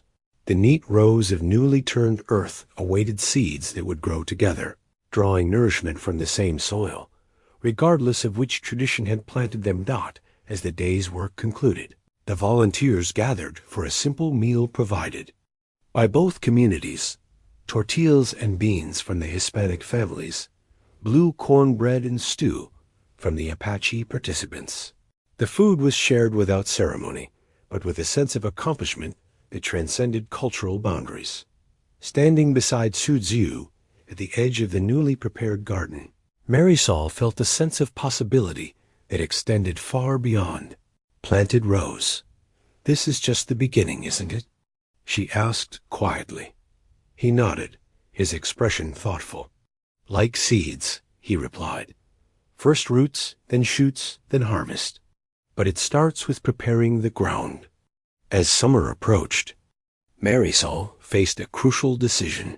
Despite returning to school mid-year and working diligently to catch up, she remained significantly behind her age group. Her teachers had proposed two options: repeat the entire grade in the fall or attend an intensive summer program designed to help students bridge educational gaps. "It's your choice," Antonio told her as they reviewed the school registration form spread out on the kitchen table. "Either way, you'll continue your education in the fall." The form represented everything Marisol had been fighting for: the right to learn, to grow beyond the confines of household service, to pursue the future her mother had wanted for her. She traced her finger over the blank spaces awaiting her information, savoring the tangible proof of her changing circumstances. "I want to do the summer program," she decided. "I don't want to lose any more time." Antonio nodded, pride evident in his expression. "Your mother would be so pleased to see this," he said quietly. From the doorway came Abuela's voice, still carrying authority despite the recent shifts in family dynamics. "Summer is for family responsibilities, not more schooling," she stated, entering the kitchen with arms folded across her chest. "The garden will need tending, canning to be done. Who will manage these things if Marisol is at school all day?" The old tension returned to the room, though in subtly altered form. Whereas once Abuela's pronouncement would have been final, now it registered as merely an opinion strongly expressed, but no longer automatically enforced. "We will all manage the household responsibilities together," Antonio replied firmly. "Miguel has already agreed to take on more chores this summer." "A boy doing women's work," Abuela muttered disapprovingly. "Work is just work, Abuela," Marisol said, more confidently than she would have dared weeks ago. "That's something I learned from Sudzia's family. Everyone contributes according to ability, not gender." Before Abuela could respond, the back door opened and Sudziu himself appeared. Since the garden project, he had become a regular visitor to the Sandoval home, his quiet presence gradually accepted even by Abuela, who seemed to have developed a grudging respect for his unfailing politeness. "Sorry to interrupt," he said. His English noticeably improved through regular practice. "My uncle drives to summer school registration today. Offers ride if you need." The synchronicity of his arrival brought a smile to Marisol's face. "We were just discussing the summer program," she explained. "I want to attend, but Abuela is concerned about household duties." Sudziu considered this with his characteristic thoughtfulness. "In my community, education very important," he said, addressing Abuela directly but respectfully. "Children who learn well become adults who lead well, both boys and girls." "That may be your way," Abuela began, but without her usual dismissiveness. "Wasn't it your way too once?" Antonio asked gently. "Before circumstances forced you to leave school? Didn't you want to become a teacher?" Surprise flickered across Marisol's face. This was a detail about her grandmother she had never known. Abuela's expression softened momentarily with what might have been remembered longing. That was a different time, she said finally. Different expectations. But this is Marisol's time, Antonio pressed. Her chance to fulfill the potential both her heritages have given her. A silence fell as Abuela seemed to struggle internally. Then, with a small sigh that carried decades of resigned compromise, she moved to the table and picked up the registration form. The handwriting should be neat, she said, tapping the form with one finger. A sloppy application shows disrespect for education. Coming from Abuela, this oblique endorsement was as close to enthusiastic support as they were likely to get. Marisol accepted it with grace, understanding the concession it represented. "I'll be careful with every word," she promised. Later, as Sudziu walked with Marisol and Antonio to his uncle's waiting truck, he shared news of his own. "I start. Special program too," he said, "for students who want to preserve traditional knowledge while continuing modern education." "That sounds perfect for you," Marisol replied, genuinely pleased for her friend. "Maybe we study together sometimes?" He suggested. "I help with Apache history. You help with Spanish literature?" The prospect of bridging their educational journeys, as they had bridged their cultures, brought a warm sense of continuity to Marisol. Their paths, so unexpectedly intertwined by a storm, seemed destined to run parallel for some time to come. As they approached the truck, Marisol was struck by how far she had traveled in just a few weeks, not in physical distance, but in the journey toward selfhood.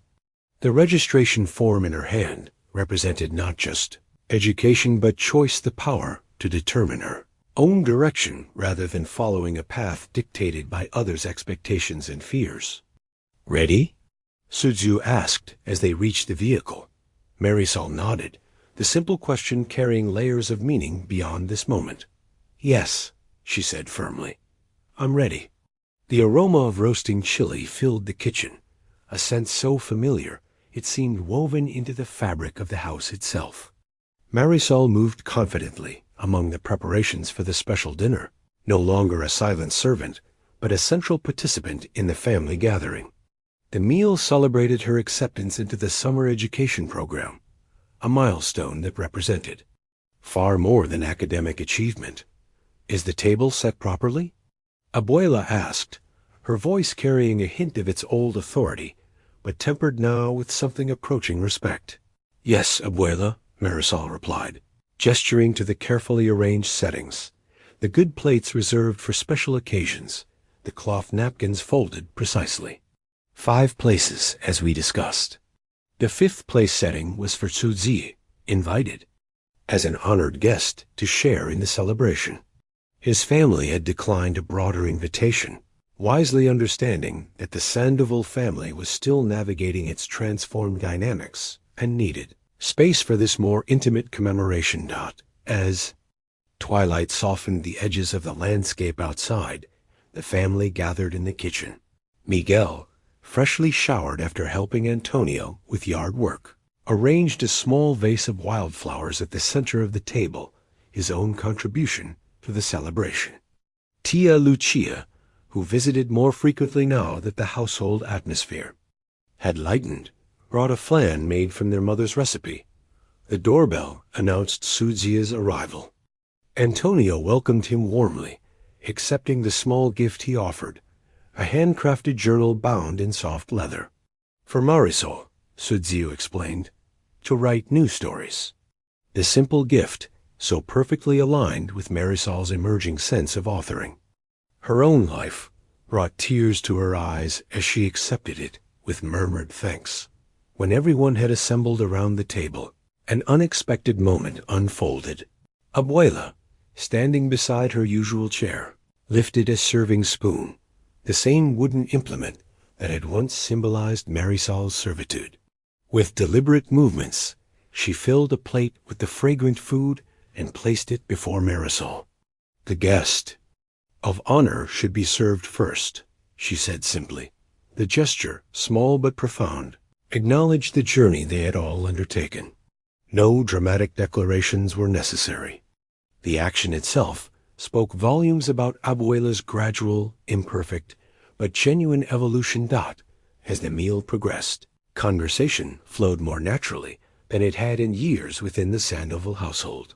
They spoke of summer plans, of the community, garden's progress, of Miguel's interest in joining a cultural exchange program that would include visits to the reservation. Even Abuela contributed, sharing memories of her own school days that revealed glimpses of the bright, curious girl she had once been before circumstances narrowed her horizons. After dinner, Antonio brought out his camera rarely used since Carmen's, Beth, and set it on a tripod. "A new family photograph," he announced. "All of us together."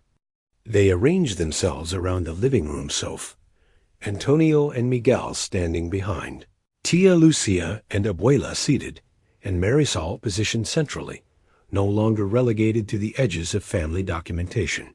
Sudziu stepped aside, but Antonio gestured him back. "You're part of this story too," he said. "Please join us." As the camera's timer counted down, Marisol felt the weight of the eagle feather tucked into her pocket, a reminder of courage and connection. She glanced at the faces surrounding her family, transformed and transforming still. The journey had not been smooth, and the path forward would undoubtedly hold more challenges. But something fundamental had shifted. When the flash illuminated the room, it captured not just their physical presence, but the invisible bonds between. Them bonds tested, broken, and being carefully rewoven into a new pattern that honored the past while embracing a more equitable future. In that frozen moment of light, Marisol was fully present, fully seeing, no longer a ghost at the edges of her own life.